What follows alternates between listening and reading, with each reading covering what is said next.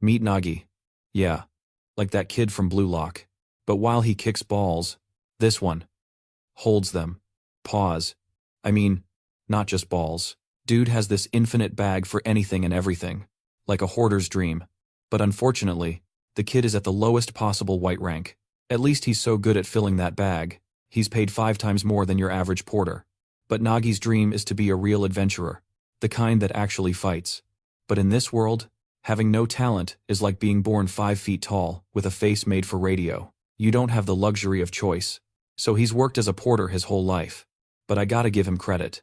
Even without skills, Nagi has a genius way to fight using items from his bag, making traps, combos, and even pop-up lounges for adventurers to relax in. But that, of course, isn't enough. And right as he's about to quit this dream, he meets this absolute unit of a woman named Agnesa, an S-rank goddess I'd personally like to be stepped on by.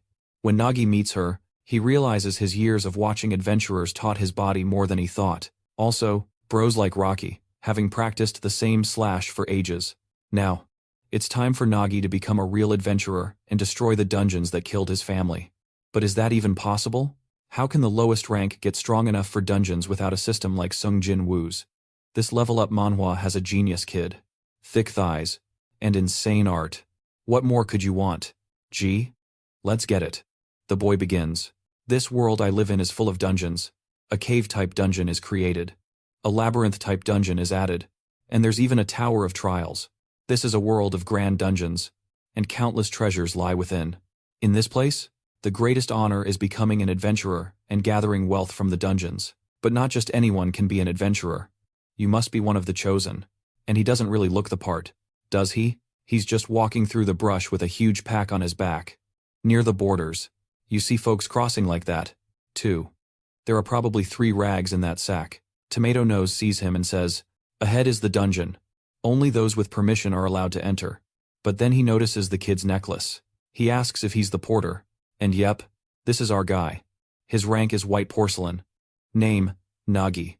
Wait. What? You getting in to kick a ball or something? The old guard says. Go on in. Already. But it's kind of embarrassing. Showing up late with just a backpack. Apparently, adventurers these days don't know the meaning of respect. But where are the other porters? Normally, you pay 50 gold coins and a bunch of them show up to carry it all. Nagi pats his chest and says he's one of the best at hauling big stuff. His salary alone is 50 gold coins.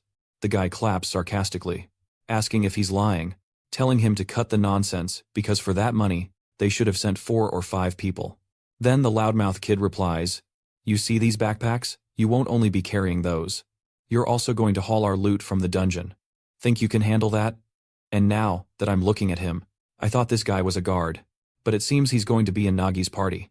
He says if the kid can't handle it, he can go ask the association for help now. Nagi walks up, saying, "Damn, you guys have lots of stuff for a group of just 4.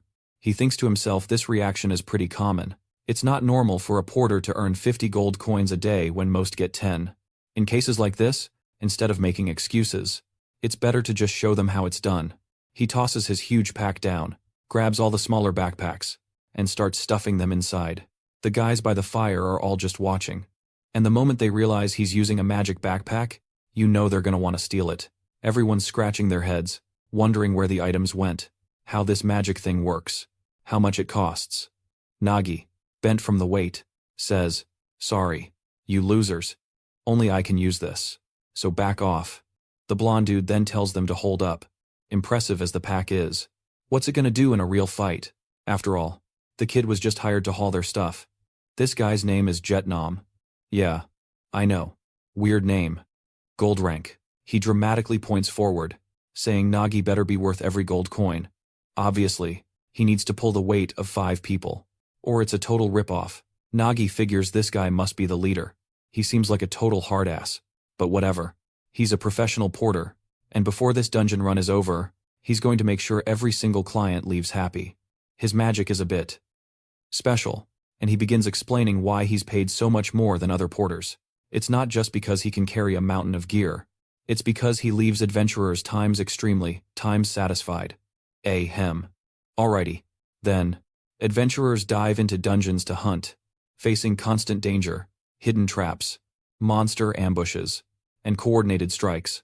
These guys are taking a serious beating. And this is exactly the kind of chaos Nagi is prepared for. The stress in a place like this is insane. But managing it is his whole deal. The blonde dude screams, "Were you blockheads told to keep your guard up or what? You idiots?" One guy blames the other. No one wants to own the screw-up. Seeing this, Nagi says he capitalized on that gap in the market. Is this guy a business coach? And here he comes, whipping out that giant pack and calling everyone over. He tells them he knows they're starving after all that non-stop hunting. And that's why a gourmet meal has just been served. The two knuckleheads just stare, drooling, trying to place that heavenly smell. Yup. The kid brought a full-on feast. That's his secret skill, dungeon restaurant.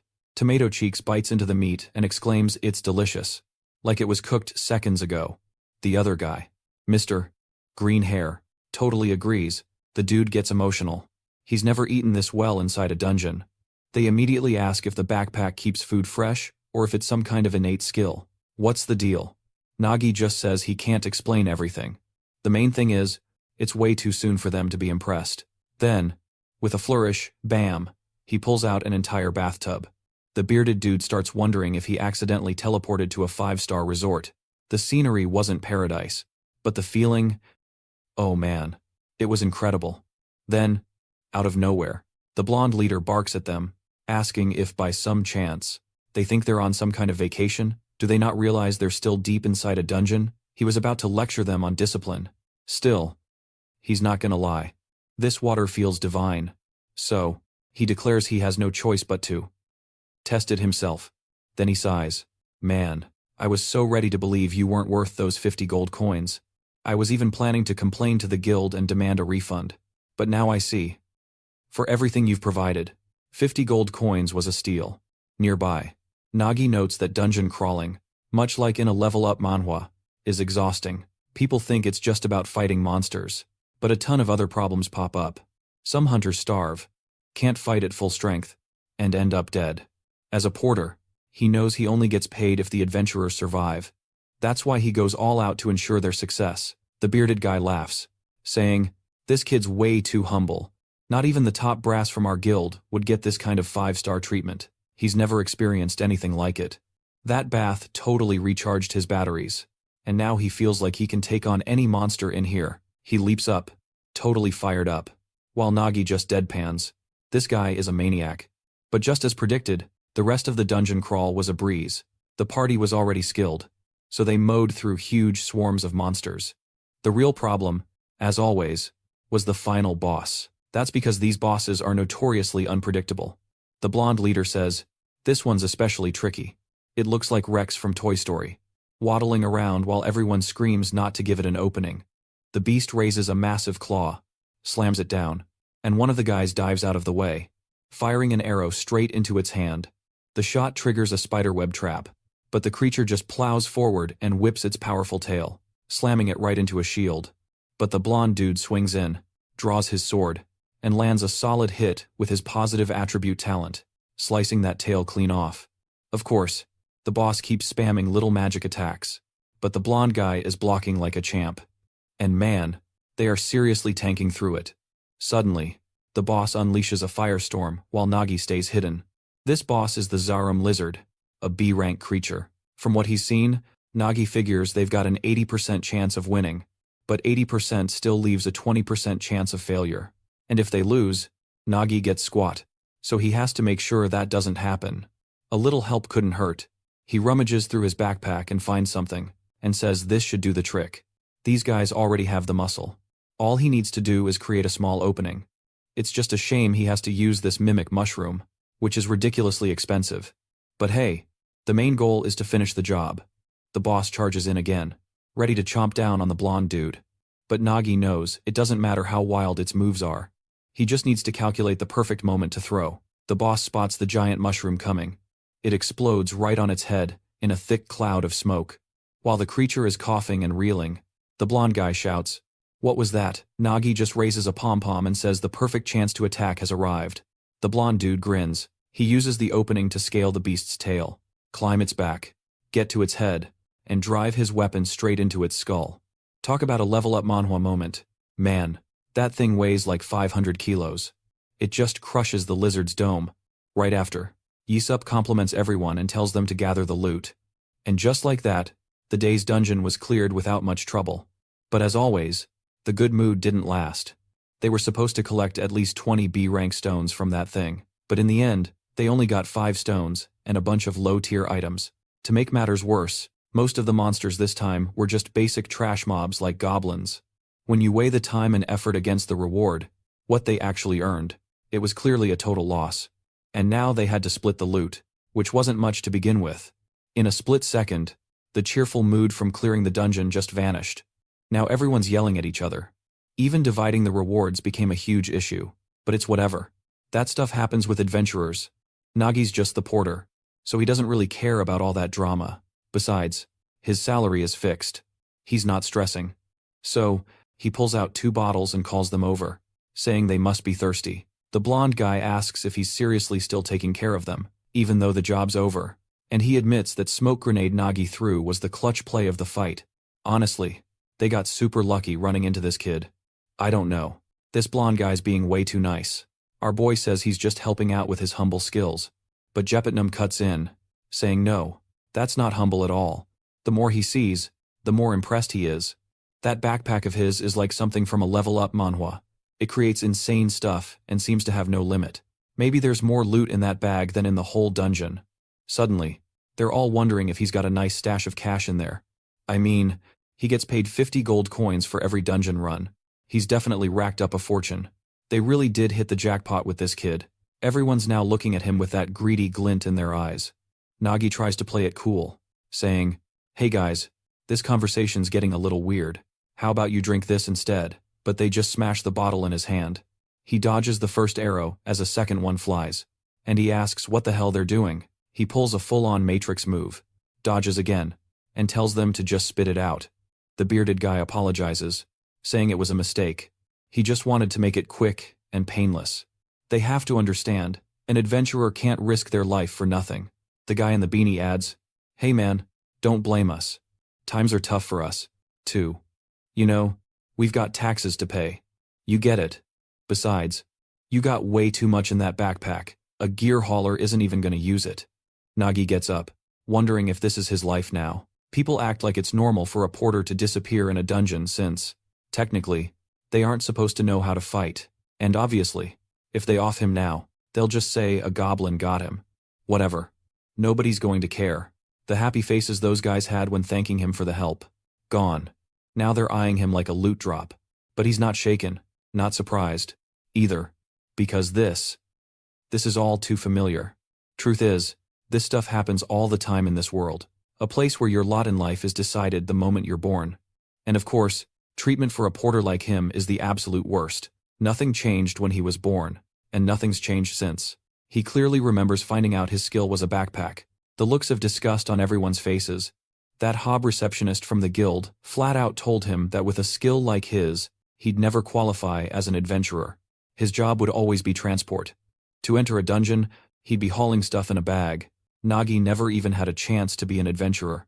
That one stamp on his record sealed his profession. And that was that. That's probably what these clowns are thinking.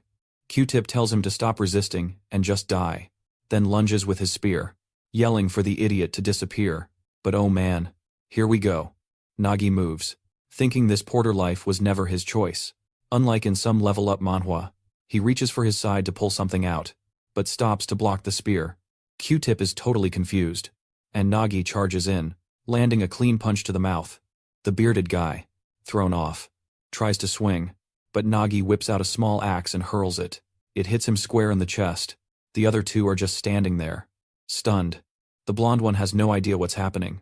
Q-Tip was out in a second, right away. The blonde guy snaps that the pathetic scumbag couldn't even beat a kid. 2 more rush in, but Nagi pulls out some water device and blasts them. It's boiling water. He charges through the steam and delivers a strike. Still, he hasn't taken anyone out. He's going easy, just dishing out punches to the face, stomach, and chest.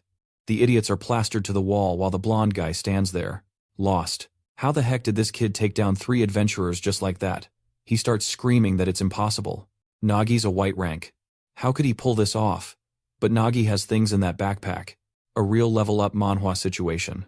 He glances over and says not to worry. He's just the group's porter. After all. Naturally.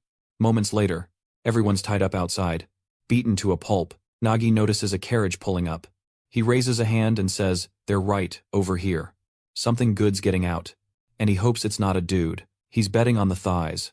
Turns out it's Dungeon Inspector Petra, who says she heard what happened.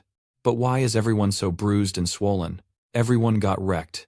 She asks what went down, and Nagi just says, "Ask them. They'll explain everything." Actually, he'd used his bag to secretly record their little kill the porter plan. And now it's on playback. Petra finds the hidden recording device fascinating. She calls him a unique kid. He explains it's not a recorder, it's more like storing the sound itself inside his backpack. She says whatever. She gets it. Those guys betrayed him and tried to kill him. What she can't figure is how a mere porter defeated 4 adventurers.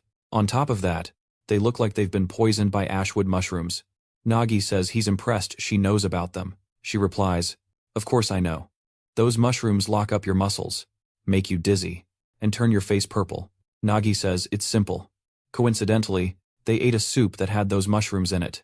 And right when they attacked him, the symptoms kicked in. He was just lucky. How else could a guy like him win? He saunters over to the blondie and asks if that isn't the truth. The blonde guy's shaking in his boots. But that's a bald-faced lie.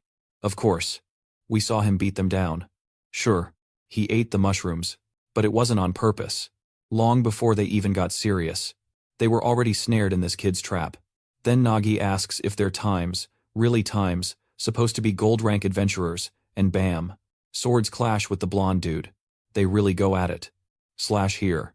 A parry there. Nagi ducks low. The blondie sensed something was off, even if they gassed out on the boss. Getting totally wrecked by this backpack, kid made 0 sense. But Nagi just cackles, wondering how this guy ever killed a goblin being so slow.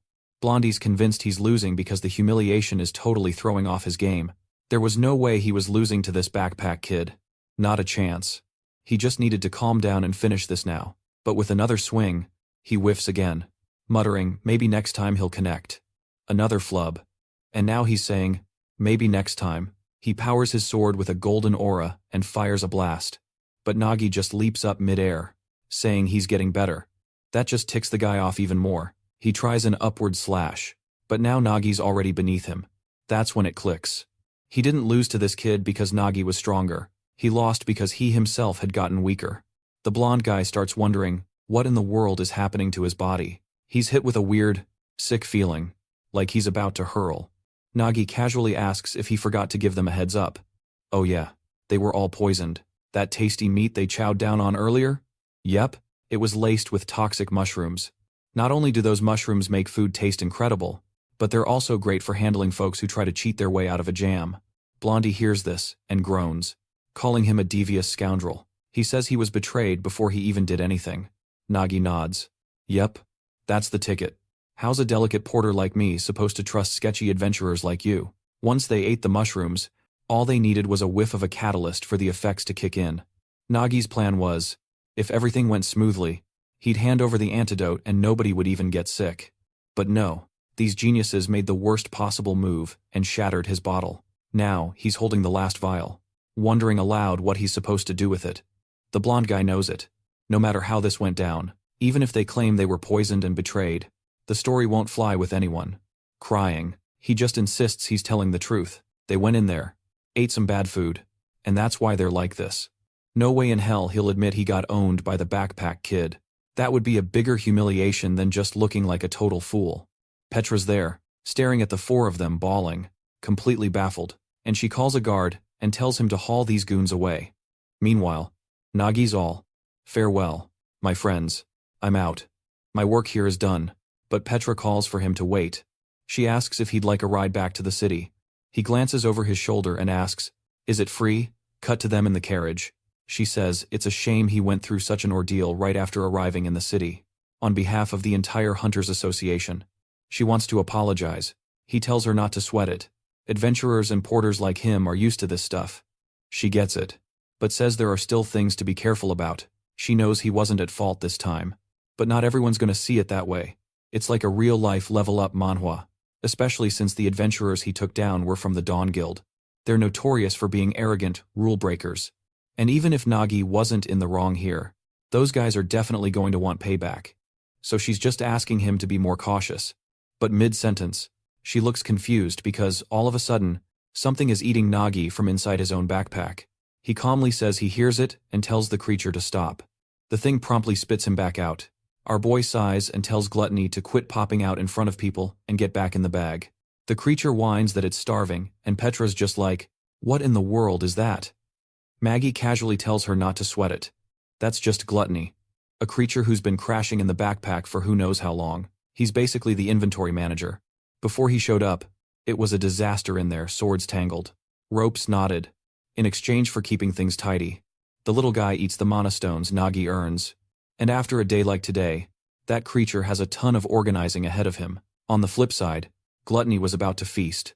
Since the loot from that dungeon, meant for 4 adventurers, all ended up going straight into Nagi's pack. Nagi tells Gluttony to go nuts and eat double his usual share of mana stones if he wants. Overjoyed, the little creature grabs one and starts munching away. Petra thinks it's bizarre. She's never heard of a magical being that eats mana stones. Nagi admits it's a first for him too, but says there's no reason to worry. He's just a little dude who believes in fair trade. She says, "You're fascinating. Or rather, that backpack of yours is really something else. I've never seen anything like it." But before she can finish, the horse suddenly rears up, and the carriage starts to violently shake. She asks what's wrong, and the soldier has no clue. The beast just won't settle. Then, out of nowhere, Nagi feels a strange shift in the air. His face turns dead serious. It's an unmistakable sensation. A dungeon break. But why here of all places? He immediately calls out to the inspector, pointing and saying there's a dungeon over there that's about to break wide open. She looks completely shaken. This is a massive problem. But how in the world did he know that?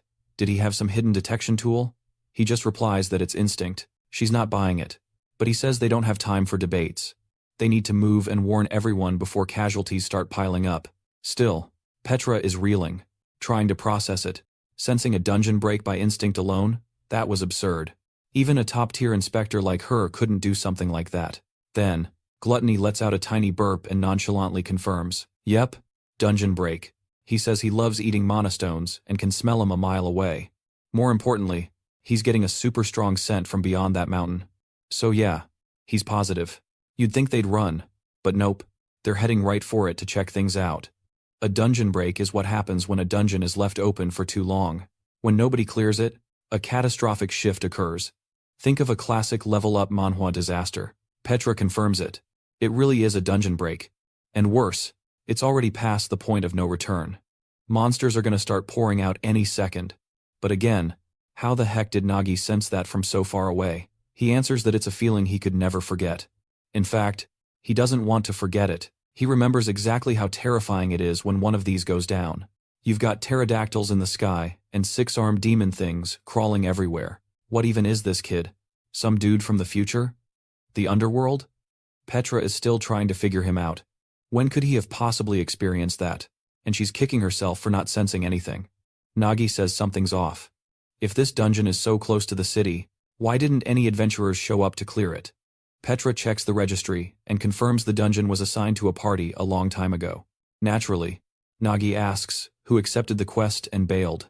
She says it was a ranked dungeon, accepted by mithril-ranked adventurers, so it should have been cleared by now. The moment Nagi hears that, his suspicions start to grow. He says he needs to figure out what's happening in the city and asks her plan.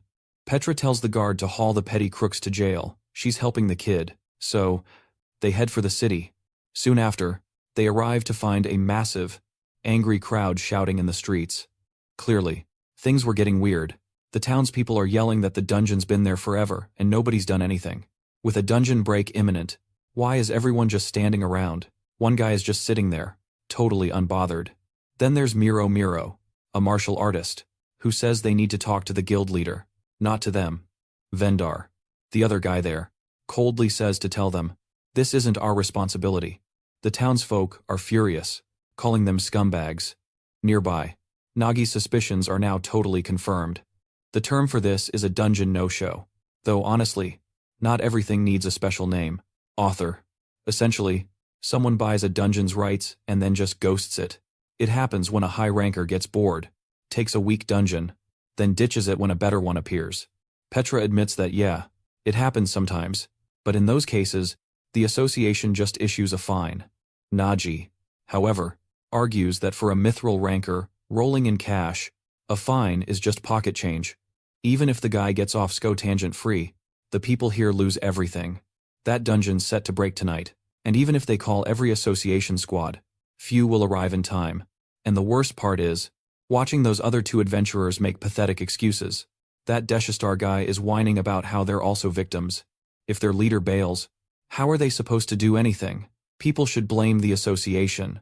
Watching this mess, Nagi can't help but think, adventurers are supposed to be heroes, but in the end, they're just selfishly chasing profit. The real issue is, in situations like this, their power is what's needed. Only they are strong enough to stop this. Nagi can't fix it as a simple porter. Wait, is he weak or strong now? I'm so confused. Did he really win just because of some mushrooms? What's going on? Petra says the best they can do is evacuate the village. Saving lives comes first. But Nagi grabs his necklace, asking if she thinks they can truly save anyone. She tells him to explain. So he does. Winter is coming. And with it, forget the Iron Throne. Once everyone loses their homes, how will they possibly survive? He throws the necklace aside, saying it's hopeless. What this village needs is a hero. Wait, did his badge just change? This is a real level-up Manhwa moment. He shouts for them to see what's happening. A dungeon break is unfolding in the very village he happened to visit. He then turns to Petra and asks her, is it true whoever stops a dungeon break keeps all rewards tax-free? She confirms it, and he replies, this is a perfect chance to make some serious money. The two adventurers look around, confused, wondering who this nutcase is and if he's actually challenging the dungeon, but their expressions change the moment they see his gold rank adventurer badge. Ah, right. They probably think he stole it from that chump earlier. Nagi then asks if they want in. If so, the split is 9 for him, 1 for the losers. And just like that, it's finally showtime. Time to be an adventurer. Also, just realizing these chapter lengths are insane. Guys, I am still on chapter 2. What is this? Anyway, the story explains what rift dungeons are. They're gateways connecting Earth to unknown worlds. To enter one of these, you should be at least gold rank. The difficulty isn't just about monsters. Obviously, you'll have to fight strong ones. That part's expected, but a major problem is that it's nearly impossible to gauge a dungeon's danger from the outside. The conditions can be totally unpredictable. That's why most adventurers avoid these like the plague. Way too risky. But the 4 of them are going in for a speedrun. Petra says she checked the magic field. The dungeon will break in about an hour. Nagi knows that's his time limit. They just have to hope it's an easy one. No more talking. They cannot afford to waste a single second. It's time to go in. A golden light flashes, and when their eyes open, they're in another world. Chunks of floating rock are everywhere. Nero is all hyped, saying it was night a second ago, and now it's bright as day. And oh my god, that Vendar dude is there, saying today is finally the day he conquers his very first dungeon. This guy's insane, throwing himself into this as his first real experience. No way. He's claiming he will unleash a power that will leave everyone speechless. Petra mutters that they're screwed, and Nagi agrees. This is basically that Steam game. Go up. They must climb all the way to that dinky castle at the top. The kicker? They've only got 1 hour. Petra demands to know why he lied about being a gold rank adventurer. Nagi replies, they don't have time to explain. They just need to get started now. If he'd shown up offering help as a porter, those two would never have agreed to join. But with the gold badge, he's not only got them following, he's got them listening. Petra agrees. Ultimately, what matters most is saving the citizens. Meanwhile, Nuromiro just giggles, telling them to stop worrying. Humans are slow and useless anyway, but she'll hit the top alone and fast. She's already hopping from rock to rock like it's a trampoline. Dashtar stands there, confused and impressed, but he notes something feels kind of dangerous.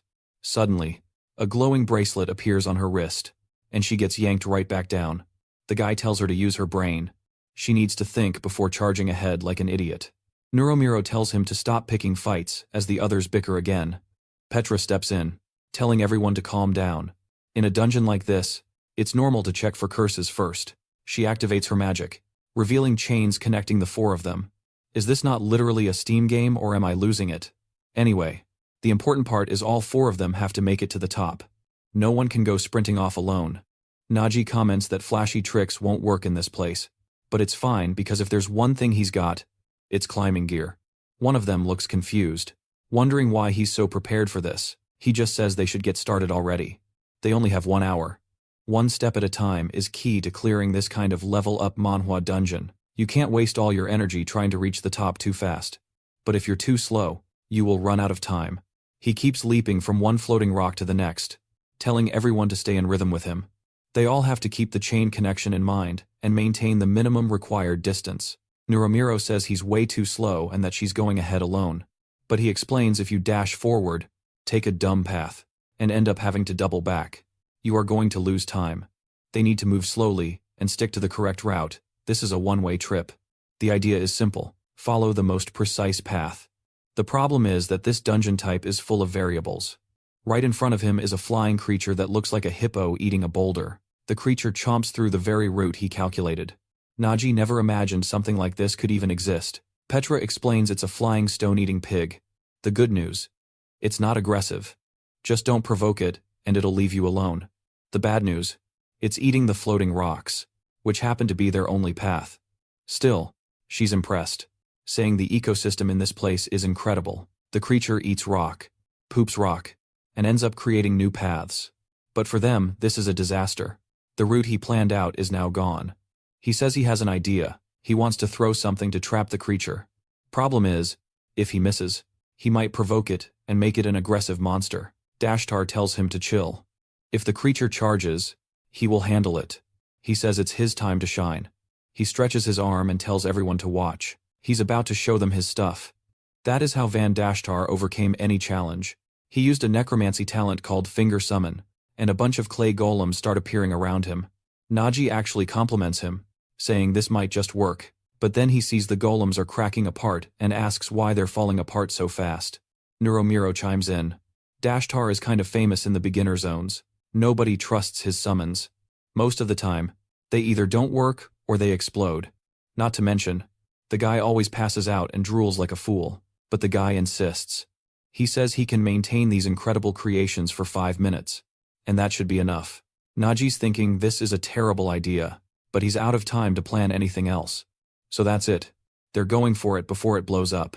He throws the harpoon, and one of Destro's minions leaps for it, but totally faceplants the flying pig instead. Apparently, there's a psychic link going on, because Destar flinches and groans in sympathy pain. Now, as they're crossing the rope, Nagi figures that while this place is nuts, they've lucked out. His companion skills are clutch, and having a backpack full of gear, as usual, makes things way easier. That is, until Destar yells for everyone to hustle. The golems are crumbling, and he's not sure why, but it feels like everything's about to go boom. He's losing his grip, and dangling midair is not helping. And sure enough, the golems start exploding. A blast hits the pig monster dead on, making it roar in pain. That rope they trusted? Yeah, it totally snaps. They're all plummeting, and everyone knows they're screwed. There's zero chance they're surviving this. Nagi screams at them to grab anything they can, thinking even if they live, there's not enough time to make the top now. At minimum, he has to soften the landing. And of course, to fix this, he yanks something from his backpack. The solution is surprisingly simple. They hit a big stone, using the bag not just as a cushion, but as a trampoline to launch back up. He fires a grappling hook, and they all manage to catch a higher ledge. Petra thanks him, saying he saved their butts. But now they've lost so much ground. Can they make it in time? Nagi says there's no choice. From here on out, they can't use their special abilities. Everyone needs to brace themselves. They're going straight up, vertical style. He hands out frog-style climbing gear, repeating the same warning. If one person falls, they all fail. So they better be sharp. They dodge falling rocks, pass a freezing zone, flee a monkey's banana projectile, and even meet a knockoff Pokemon. They are completely gassed now, asking how much farther is left. Nagi says they're almost there, but they snap back that he's said that 10 times already. Nero complains. I signed up to fight monsters, not to climb a stupid mountain. Nagi tells her to shut up and look. The castle is right there. The bad news is, a boss is clearly guarding it, but the two are actually stoked, finally happy to have something to kill. If they can just defeat that thing, maybe Nero will finally rank up from bronze. Nagi thinks, It all makes sense. Based on their skills, there's no way these two should still be bronze in this level-up manhwa. Destar is likely stuck because nobody trusts necromancers, and Nero is from a recently freed slave race. They're all pumped up now, totally confident their gold-ranked teammate is going to handle it. But Petra speaks up, telling everyone to chill out. She says, "Something's weird here. That boss looks like a serpent dragon, but those things aren't normally purple. The only time their scales turn that color is when they're already dead." Nagi is stunned. We see a sword in the ground and a guy stretching like he just woke up. He'd already slain the dragon, and now he's looking around, wondering about all the noise. Then he looks over and spots Nagi's group approaching. Instantly, Nagi feels a murderous aura. Before anyone can even blink, the guy launches toward them. In a split second, he's right in Nagi's face. That's when Nagi spots the emblem on his chest. Mithril rank. The realization hits him like a truck. This was way worse than a no-show for a dungeon run. The newcomer calls this a big problem. He figured nobody would show up, and casually says this dungeon is meant to collapse. Nagi recalls that this world, like any level-up manhwa, has trolls who break things on purpose. The guy clenches his fists, saying it's a shame the four of them died heroically, clearing the dungeon. The next chapter opens, explaining this world's dungeons and rankings. At the bottom of the ladder are the poor saps born with white-ranked talents. They're usually stuck mining or scavenging for leftovers. Step 2 is becoming a bronze adventurer. Usually, useless guys, like that blonde kid, are all talk and no action. Obviously, on the other hand, even a bronze ranker is leagues above a regular human. Then you get to silver, where folks start to show some legitimate skill. Most of them can handle normal dungeons fine. Next up are the gold-ranked adventurers, who, like in a level-up manhwa, are usually captains of their own parties. Those are your standard ranks. But then there's a rare class. An elite few, almost nobody witnesses. These are the legendary mithril rank adventurers. Folks call them something beyond human. Their power is so absurd it's almost impossible to grasp. And now, one is standing right in front of Nagi. Who knows, he's completely screwed. From the guy's aura, it's obvious. Even if the four of them attack together, they wouldn't stand a chance. Nagi quietly asks Petra who this is. She replies, "Of course. There are only a handful of mithril adventurers in the world." She knows exactly who this arrogant punk from the Tao Guild is. He's the captain of a vanguard squad, famously known as Berserker Durkin. Durkin says he recognizes her now. She's that girl from the association. He then asks what she's doing down here playing adventurer, especially since she's just a white rank. But Petra fires right back that she's the one demanding answers. Why is he here? She steps right up, bold as ever, and asks why the heck he didn't clear the dungeon he reserved. Preventing a dungeon break was his job, so why was he slacking? Durkin just laughs, asking what responsibility she means. Adventurers do what they want for personal benefit. Sometimes letting a dungeon break brings more profit than clearing it. Nagi stands there thinking, I knew adventurers weren't heroes, but I didn't expect to meet absolute trash like this guy. If Durkin really wants a dungeon break, Nagi has to stop him. Problem is, he's mithril. A head-on fight is just suicide. So for now, the plan changes. Suddenly, Nagi completely changes his tune and gets all friendly, saying the great mithril-ranked Durkin must be misunderstanding things. They're just some passionate adventurers who stumbled into this dungeon by pure chance. They have zero intention of interfering. In fact, here, this little skewer is our apology. He knows hanging out in a dungeon like this works up an appetite. Nagi is fully aware he has no shot in a straight fight, so his first move is to weaken him. Durkin accepts instantly, starts eating, and says it's incredible. Seriously, the flavor is amazing. Then he smirks, calling the kid a fool for thinking such a cheap trick would work. And bam, he swings, saying this is his way of thanking him for the meal. Nagi barely blocks it, but gets launched way into the distance. The only problem? He's still chained to Nero, which means she's about to be yanked along with him. She braces herself as Nagi flies, but before she can pull him back, Durkin scoffs, saying, it's hilarious how amateur they are. They can't even break the link. He charges, declaring this will be their final resting place. But Dester steps in, yelling he won't let him lay a finger on Nero. An explosion rocks the island, and when the smoke clears, Durkin looks stunned. What is that weird creature Dester summoned that just blocked his punch? Dester doesn't even flinch. He simply asks if Durkin wasn't the one who invited them here, only to not show up. Durkin replies that, yeah, He sent the invitation, but he didn't think anyone would be stupid enough to actually show up. Still, the two of them are perfect for his setup. A necromancer and a beastkin girl. Just ideal. Dester tells Nero not to worry. Once their leader gets back, it'll be 3 against 1, and they might have a shot. For now, they just need to stall. His golem might not pack a punch, but it's a great tank. He just has to push on and fight like in training. Man, they're really going at it, huh? And this mithril-ranked guy is having a harder time than expected. On the island below, Nagi's knocked out cold. Petra is right beside him, checking on him. She tells him she already did some emergency first aid, and he thanks her. But the situation up there is not looking good at all.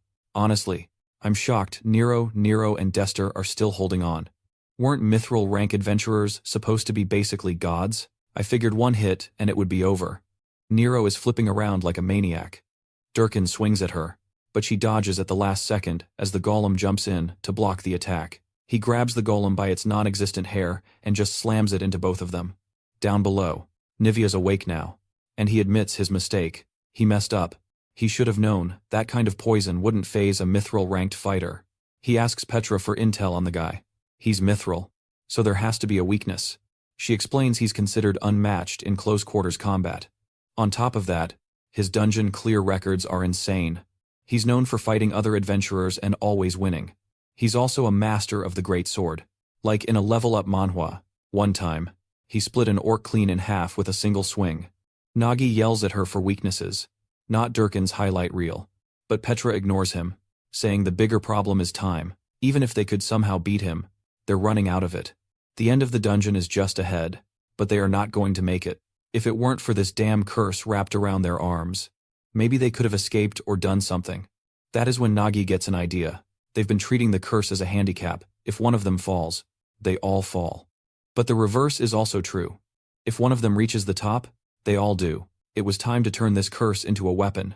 Not only could they take down this mithril bastard, they could finish the whole dungeon in one move.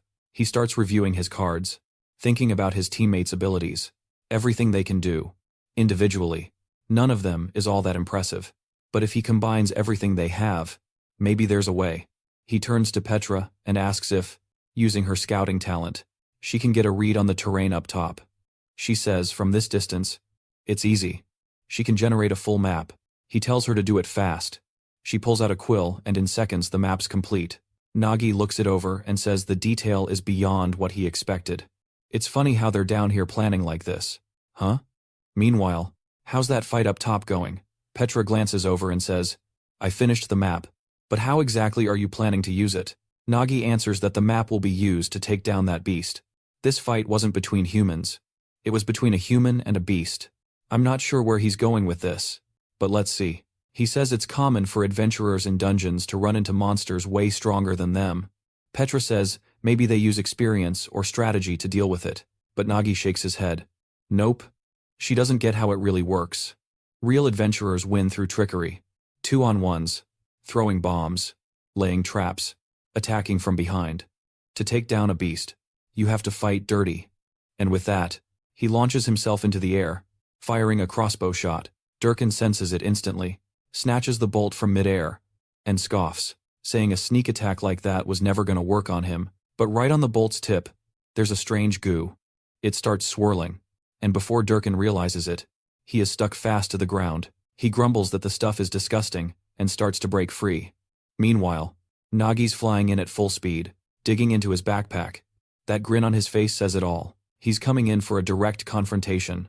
Finally, he's actually feeling fired up until he whips out his hands and just launches a bunch of mushrooms at the guy.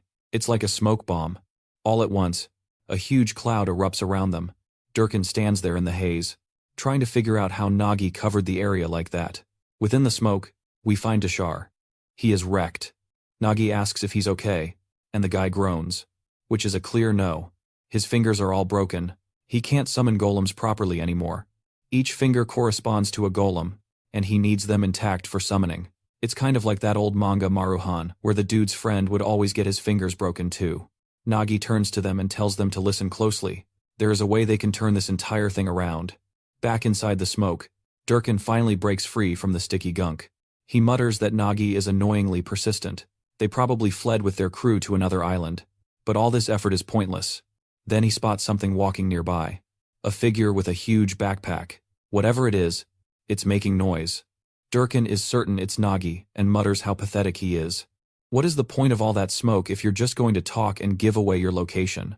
He lunges forward, hand ablaze with power, and throws a devastating punch. Boom! A direct hit. But his expression totally shifts. His hand phases right through a golem. He just stares, baffled. Why was it talking? Then he realizes the voice wasn't coming from the golem. It was coming from the backpack. So, where's the actual team? Nagi's way in the back, clinging to a rope. Durkin spots the rope leading to the island above, muttering it was a decent distraction. Not bad. But now he's onto them, he declares. There's no way for Maggie to escape. Maggie fires back. You sure about that? Then yells for Dashtar to launch it, now they're out of time. Dashtar hesitates, saying he's never tried this from so far away. With his broken fingers tied to the rope, Nagi shot upward.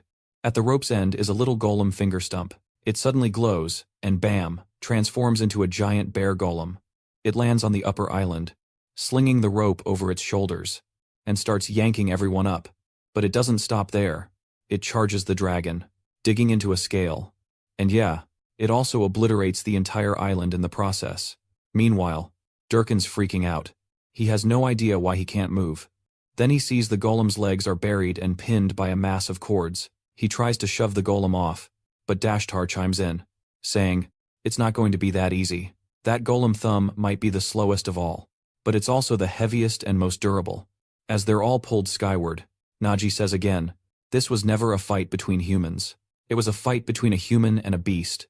The island above cracks and crumbles. Everything's collapsing. And Nagi admits, yes, there are beasts that can't be defeated. But beating Durkin was never the goal. The dragon plummets, jaws agape, heading right for Durkin. At the same time, Nagi yanks the backpack, and the golem rips the ground apart. The creature is still latched onto the scale, but the rope is starting to snap. As Durkin is dragged below, Nagi's crew is pulled up. He yells down to Durkin, you better climb fast, 'cause the road ahead just got a whole lot longer. And just like that, they scramble to the top. Nagi's smiling, totally pumped, declaring, the fight's about to be over. He thanks Nero, because without her, none of it would have worked. She was the only one strong enough to hurl that rope from the lower island to the top one. She's all beat up in chibi mode, brushing it off like it was nothing. Dashtar, meanwhile, is practically green with envy. He mutters that it wasn't a big deal. Anyone strong enough could have done it. Even a total moron could have pulled that off.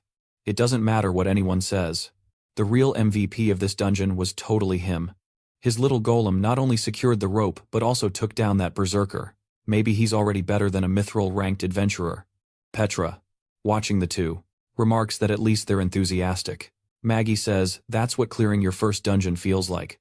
Man, if it were me, I'd already be bragging my head off. First dungeon, and it becomes this huge mess. Come on, I just wanted to kill a few goblins and level up in peace.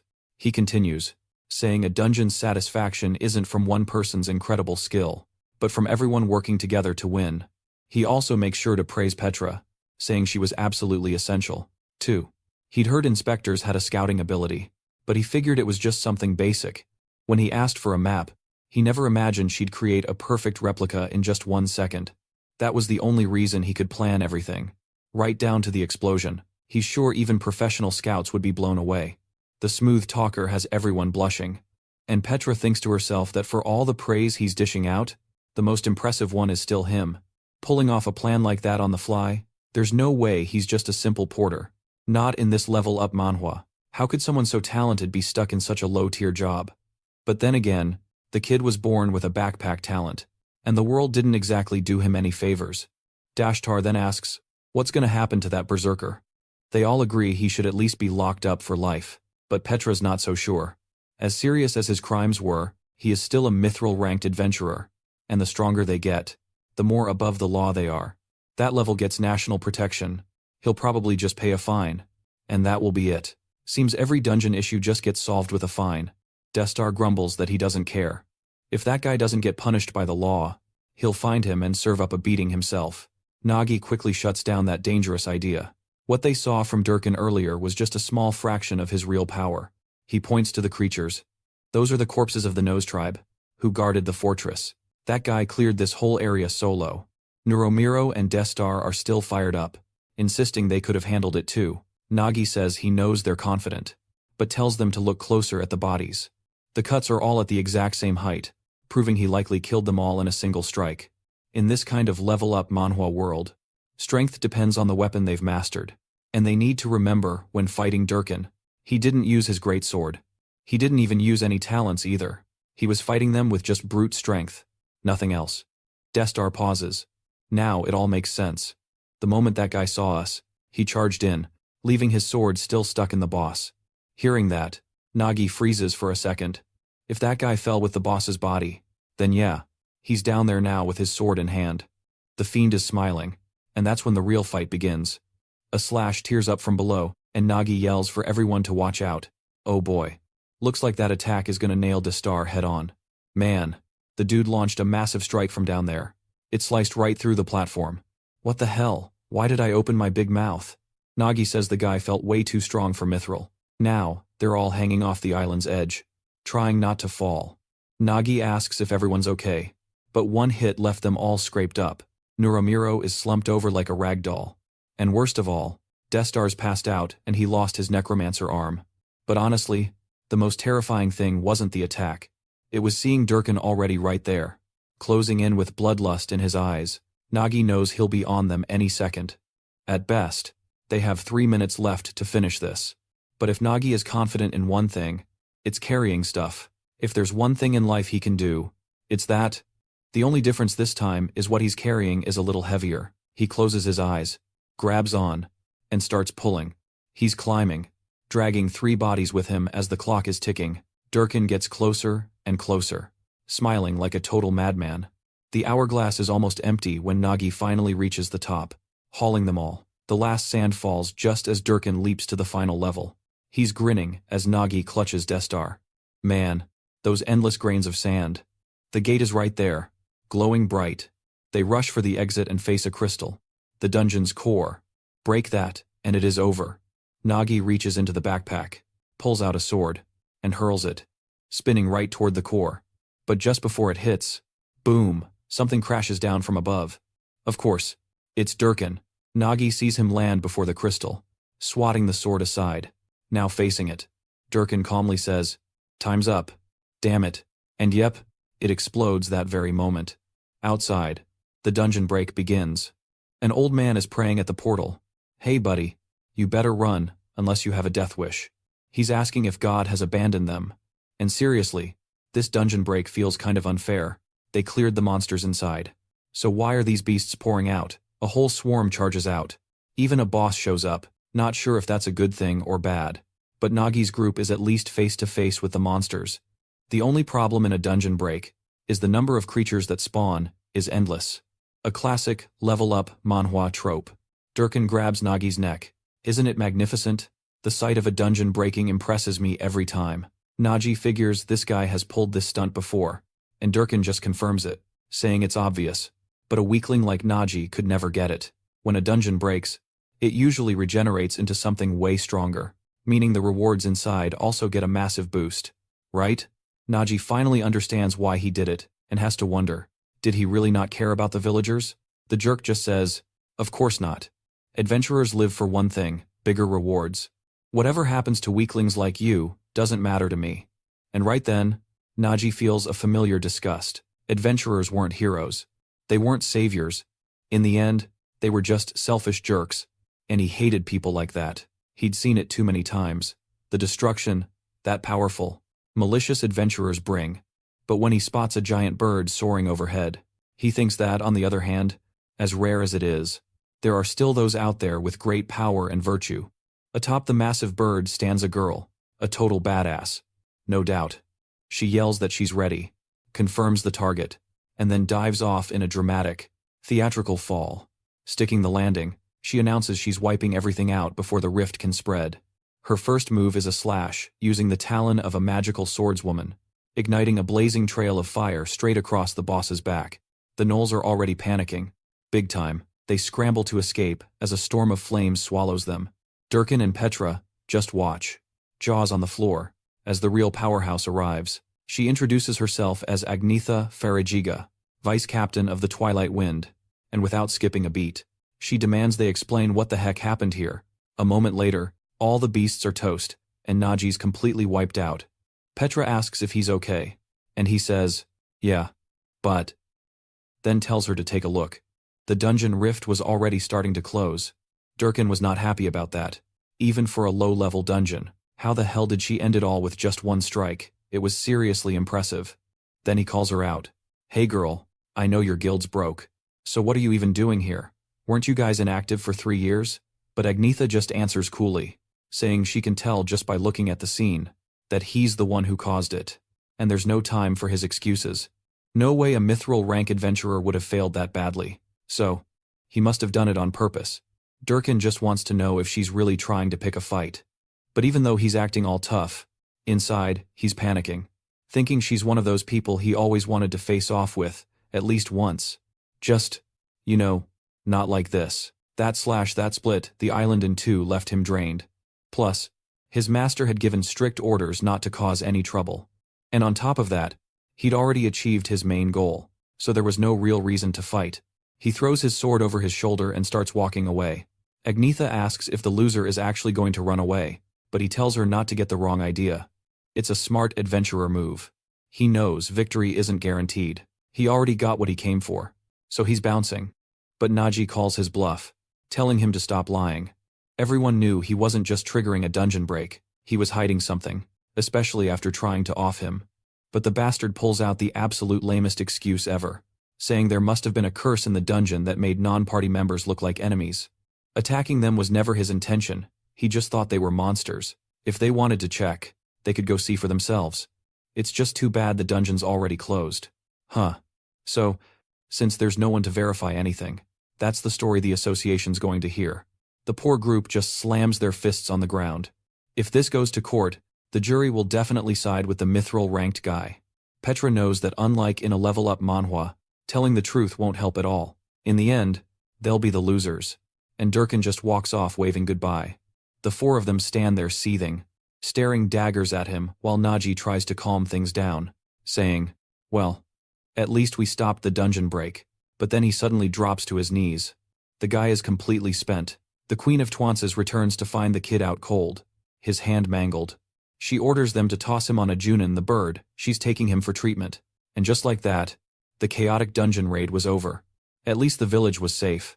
Shortly after, the association folks appeared with treasure chests, apologizing for the mess. They swore they were working hard to prevent it from ever happening again, but obviously, that was just empty talk. Thanks to Agnes, Nagi was flown to Bellum, ending up in a shack that was a sad, Walmart-brand Black Clover hideout. Yep, this was actually Agnes's base.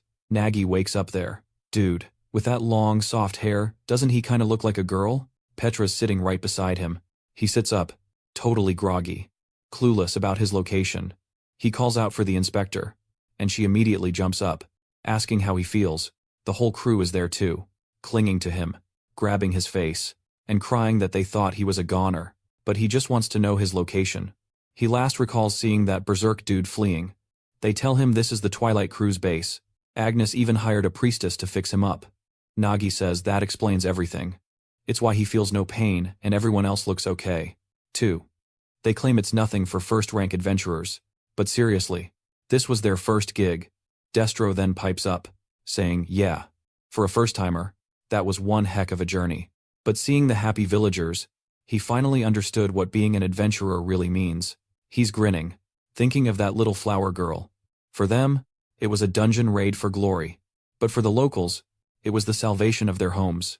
So they all apologize for their early arrogance, vowing to our guy they'll become true adventurers. Nagi just says that's good to hear. He's relieved the village was ultimately protected.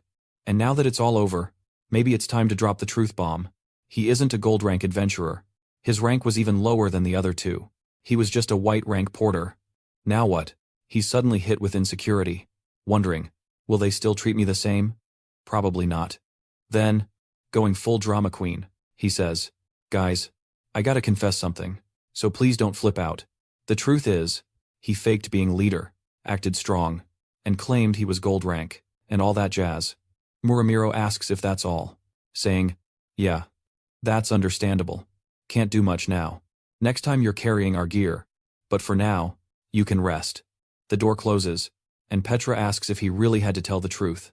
He replies his only hope is that they become genuinely good adventurers. After all, since he's working as a porter here, he's bound to run into those two again sooner or later, and it's better they hear the truth from him, not someone else. Suddenly, Petra clenches her fists, saying Nagi really isn't an adventurer. As an inspector, she's met countless adventurers, and most only care about treasure, committing any atrocity for a profit. But she's already seen he's different. With nothing to gain, he cleared that dungeon, risking his life just to save the village. He's the first person she's met who isn't an adventurer. He's a hero. She takes his hand as he lies there, eyes closed, still dazed, mostly because he's thinking, she has no clue what I just pulled. While Durkin and Agnesa argued, he spotted something weird from the closing dungeon rift. A chest began falling, clearly the reward for the break. While the others were distracted, he used his last bit of strength to shove it all in his bag.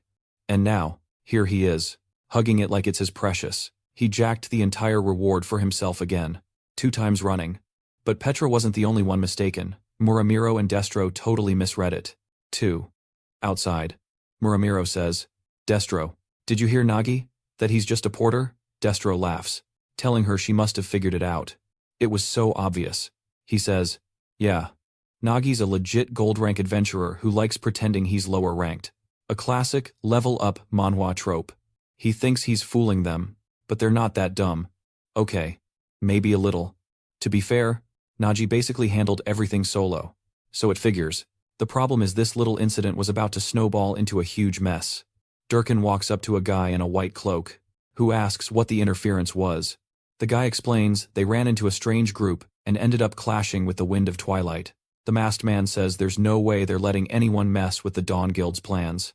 Meanwhile, at the guild, someone else is standing up, barely keeping her balance. The girl's totally out of it, huh? She's thinking about a conversation she had with Petra about Nagi. Along the way, she had asked Petra what actually happened.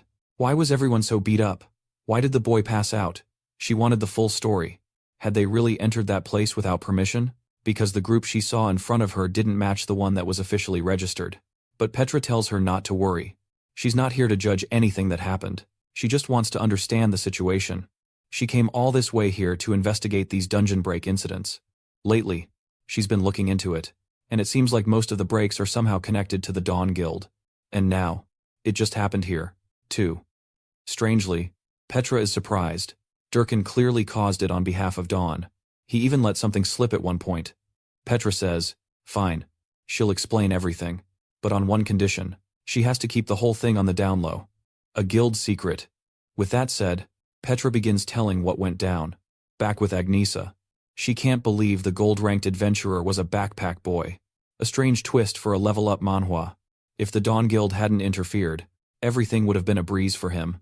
But what blows her mind is that he still pulled it off. And even more impressive was the kid's mindset. The fact that he risked his life to stop that break. As she walks in, he asks if she was the one who saved him. Why is this kid always got his eyes closed? She just wants to know if he's okay, and he says he is. Thanks to her. Then she says, I'll get straight to the point. With the authority I hold in the Wind of Twilight, I hereby order you to join my team. He just replies with a simple, no thanks. The next chapter opens with some background on Wind of Twilight, once one of the most prestigious guilds in the Eastern City, or at least it used to be, until their guildmaster vanished. After that, Guy disappeared. The guild went into decline. And now, after a long time, they're holding a meeting. The purple-haired girl speaks up right away. I'm against this. Puffy Chi and Dorothy say that no matter how desperate they are, they can't just start accepting anyone. The other guy at the table named Nines agrees. Agnes says she clearly lost trying to recruit a guy like that. Not to mention, he looked like a damn porter for crying out loud. But the priestess Peruro says they're being way too strict. She supports bringing someone new in. Anne instantly snaps back that she's sure the only reason Peruro wants him in is because he's probably good-looking. Peruro says, absolutely not. She was only focused on healing the guy, and there's no way she'd care about stuff like that. Anne and Nines, by the way, are both gold-ranked. Peruro and the big bear guy are bronze-ranked. The bear tries to calm everyone down, saying there's no point in fighting since it's ultimately Agnes's call. The girls, though, don't seem to like that and say they have minds of their own, and if he keeps yapping, he's going to end up without any healing. The big guy senses he's about to be caught in the crossfire when suddenly the door swings open. Beautiful Agnes walks in and says they don't need to worry. He turned them down. Everyone turns to her, confused. In the next room, there he is, the boy with his big old backpack, wrapping up his arm and tying his hair back. He stretches his arms and says he's ready. Petra asks if he's already leaving. Wouldn't it be better to rest just a little longer? But he says no. It's time to get back to adventuring. She says okay, but wants to know why he turned down the invitation to join the Wind of Twilight. Guilds come with a lot of perks. He says he knows. And yeah, being in a guild has its benefits, but getting involved with a lot of people always leads to headaches. That's why he likes things the way they are. Simple, familiar. Petra says, all right. If that's how he feels, she isn't gonna push it. But remember, he's wrecked the Dawn Guild's plans twice now. He'd probably be safer with some guild protection. The kid, cocky as ever, tells her not to worry. He walked away from both scrapes just fine. Please, my dear. You literally woke up, KO'd in bed. Not exactly unscathed. But Petra just nods, saying she's heading back to the association. He thanks her for everything. As she's leaving, she says she'll be waiting for him to visit. The second she's gone, he smirks. He's hyped to check out his awesome loot. Immediately, he yells for Gluttony and dives into the bag for the treasure reveal. With that ridiculous bag, he can walk, run, even rip through space itself. And deep inside is Gluttony. Our boy asks what's with the long face, and Gluttony just says it's nothing. Nagi tells him to spill it. What was in that chest? He's dying to know. But Gluttony insists, nothing. Just an empty chest. Instantly raising Nagi's suspicion. How can a dungeon break chest be empty? Gluttony swears nothing's shady. He can just move on now. Yeah. Right. Nagi goes to open it himself, needing to check with his own eyes. He starts lifting the lid. Light streams out. He's stoked to see the treasure, but then his face just drops. Inside were 3 little bears. Bro. What the heck? What is this? He's sitting there completely confused, wondering if they're puppies or some weird baby creature. Then he glares at Gluttony, demanding an explanation. Where are his hard-earned rewards? Gluttony, now crying, says he did nothing wrong. He was just rummaging in the bag. When he opened the chest, there were 3 weird eggs inside. Before he could react, a little arm popped out. Then, out of nowhere, those 3 critters hatched, and Gluttony went totally soft, hugging them like his own kids. Nagi kinda buys the story, figuring they're stone monsters from the dungeon. Usually, tamers would love this stuff. But judging by their looks, yeah, he's sure these aren't the monsters tamers typically go for, which is a big problem. He cleared a tough dungeon, kept the reward to himself, and after all that classic level-up manhwa action, he gets a bunch of tiny creatures. So, now, what's he supposed to do? That's when Gluttony explains he's heard of these 3 before. Their parents were enslaved by the castle's serpent dragon, and to prevent the same fate, they were sealed inside those stones, so no one could rescue them. He then asks Nagi to let him raise the kids. He promises Nagi won't have to worry. Nagi turns and says, fine, I guess. Not much I can do. They seem kinda useful, so they can stay for now. But he lays down the law if they mess up the bag. He's kicking everyone out. Immediately, Gluttony calls out to the kids, telling them they have permission now. Bro, what the heck? I thought there were 3. Why does it look like an army? Next thing you know, Nagi's outside, hearing absolute chaos from inside. Yep, his bag was officially a zoo. Even if the dungeon reward was a bust, at least he still had loot from the dungeon itself. Time to handle that. At the trade post, he arrives to sell all the magic stones and monster drops. The old man tosses him a big sack of coins, and Nagi is pumped. It's been a while. But as always, it's time to restock mushrooms. The little things he uses for his tricks. Sharpening weapons, grabbing extra arrows. Yep. Our backpacker was fully geared up again. He grabs a watermelon popsicle, ready for a food tour in this new city. While walking around with his arms out like a plane, someone watches from afar, wondering if that's really the guy who messed with the Dawn Guild. He'd thought it was just a ridiculous rumor, but it really looked like the white-ranked kid. It was already insane this kid took down those clowns and got them jailed, but surviving Durkin 2 is something else entirely. He asks what Zero thinks. Does this kid seem strong? The shadow notes, it's happened twice now. So, no, It's not a coincidence. Even if he's officially a white rank, I'd better be on guard. That guy is definitely hiding something. I didn't want to get involved, but I hope he doesn't disappoint me now. Bro. Is he seriously attacking? What the heck? He blasts forward like a bullet at Nagi, who's just happily licking his popsicle when he senses a threat approaching. Something cracks and he instinctively dodges aside. Immediately, he demands, "Who the hell are you?" The guy only wants to know how Nagi dodged it. He barely leaked any killing intent. Clearly, this kid wasn't just some average backpacker, more like a level-up Manhwa lead. Nagi's bent over awkwardly, trying to figure this out when, bam, another slash comes in, and he dodges again. The guy tells him to stop hiding and show his hand. He wants to see this kid's true level. Enough with pretending to be a white rank. Our boy's still lost. But now he must focus. He spots the guy's gold rank mage insignia. But this dude is charging like an assassin. This level of hostility was just too much. Just standing there was no longer an option. Alright, let's do this. Nagi draws his massive sword. The guy asks if he's finally taking this seriously. He wants to see the swordplay Nagi used to take down his men. Nagi's swordplay involves sticking 4 mushrooms onto his blade's tip. The little guys are wiggling as he launches a bomb into the corridor. Our guy knows only a madman would face an adventurer that strong. The perfect plan: get the hell out of there. So, he runs into the street and starts yelling for help. He shouts that a bandit is trying to take him out. The guards turn, and Nagi points.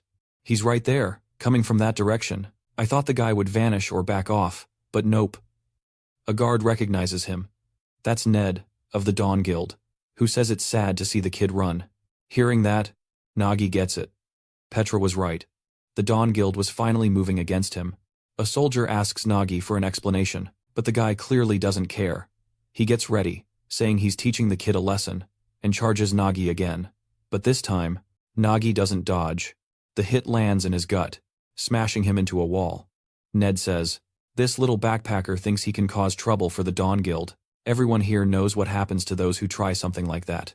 Nagi yells that he's lying, that it's his guild's adventurers trying to end him, but everyone's just staring, and he realizes it's hopeless. Like Petra warned, the Dawn Guild has serious power in this city. A classic, level-up manhwa trope. No one will risk going against them to protect some white-ranked nobody. As expected, the whispers begin. People say they've heard stories of white-ranked backpackers pretending to be weak just to scam and rob others. The guard tells Ned, "Well, that clears it up. Do what you need to do." Then, looking at Nagi, he asks if he gets the situation now. No one is going to side with him here. Nagi wants to know why he's taking it this far. It was clearly your guild in the wrong. It's over. So why come after me now? Ned answers that. Yeah, no one cares what low-ranking trash from Dawn does.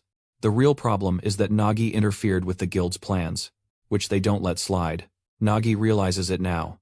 This fear they drill into everyone is what gives them the power to do whatever they want. And Ned says that today he will help everyone remember why the Dawn Guild must be respected.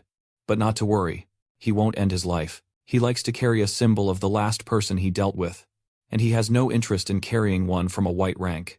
Still, Nagi will walk away with a scar on his face, one that will remind him of the Dawn Guild forever.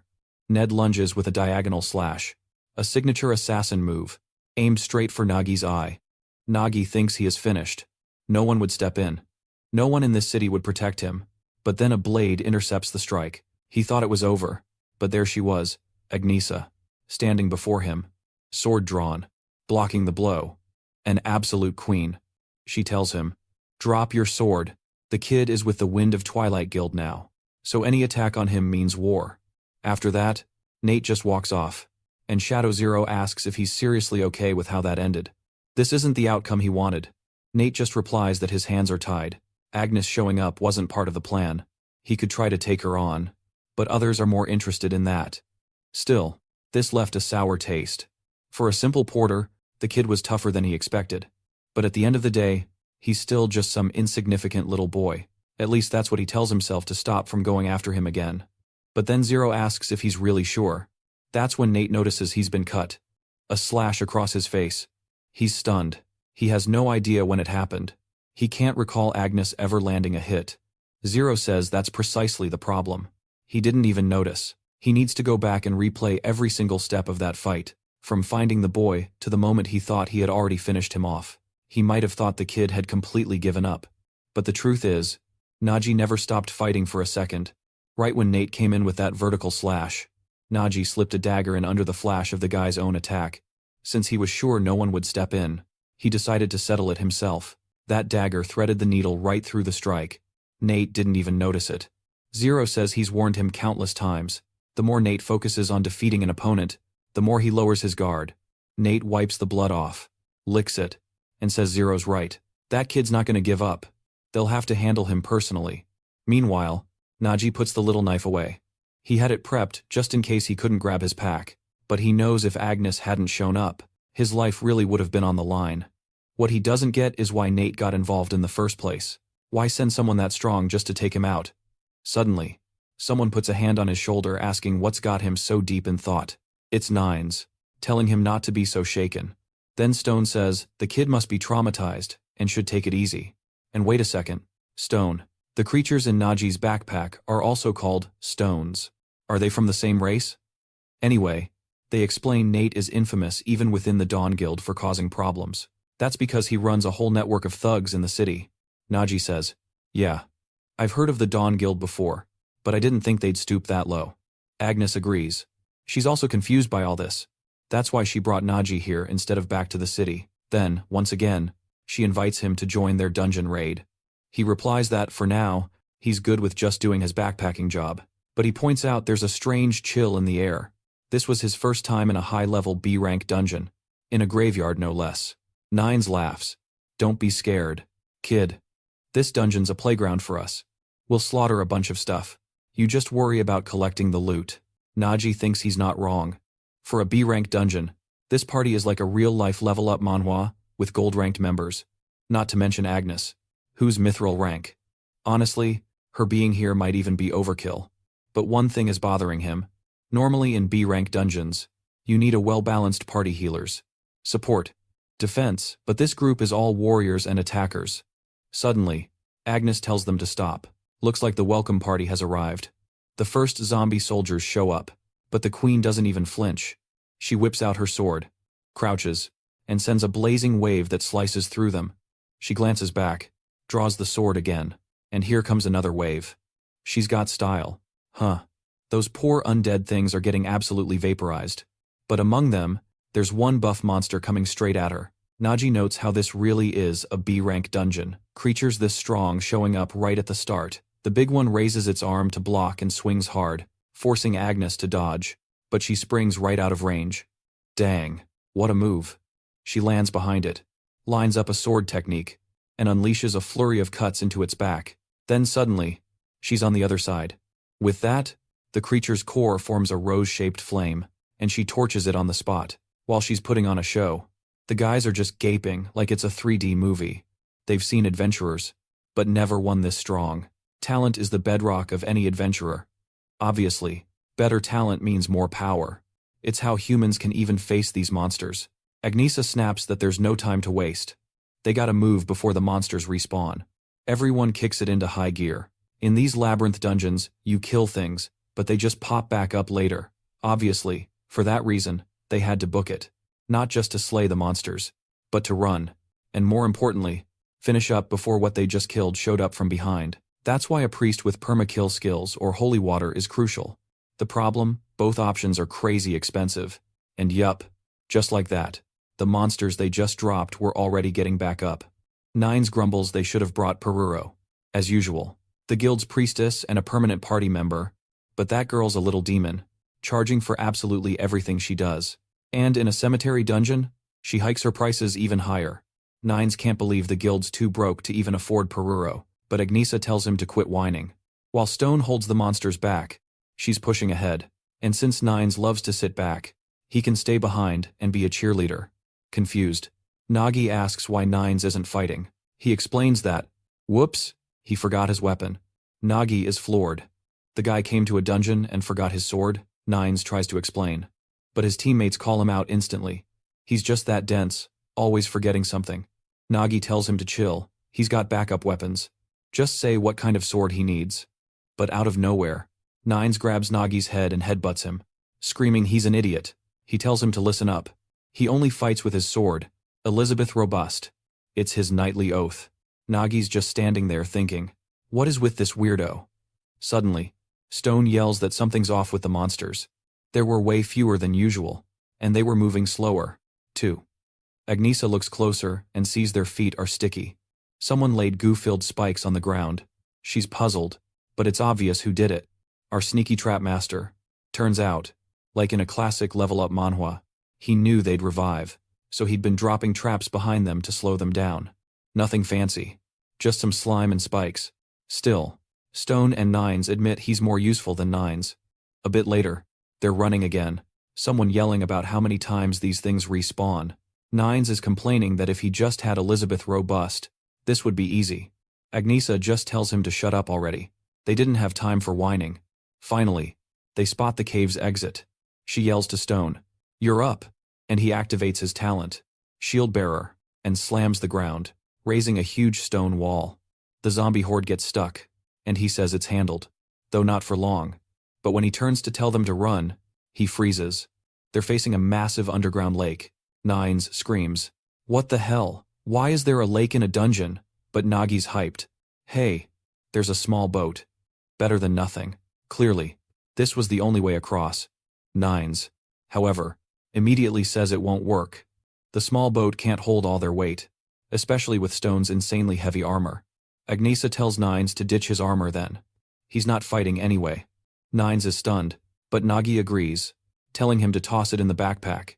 The guys start yanking off their armor and stuffing it in the bag. Agnesa watches, then freezes. Wait, did this lunatic strip down to his underwear? Yep, Nines is in his boxers. A short time later, they're on the boat speeding across the lake, and Nines wants to know what the hell Agnesa's panic scream was about.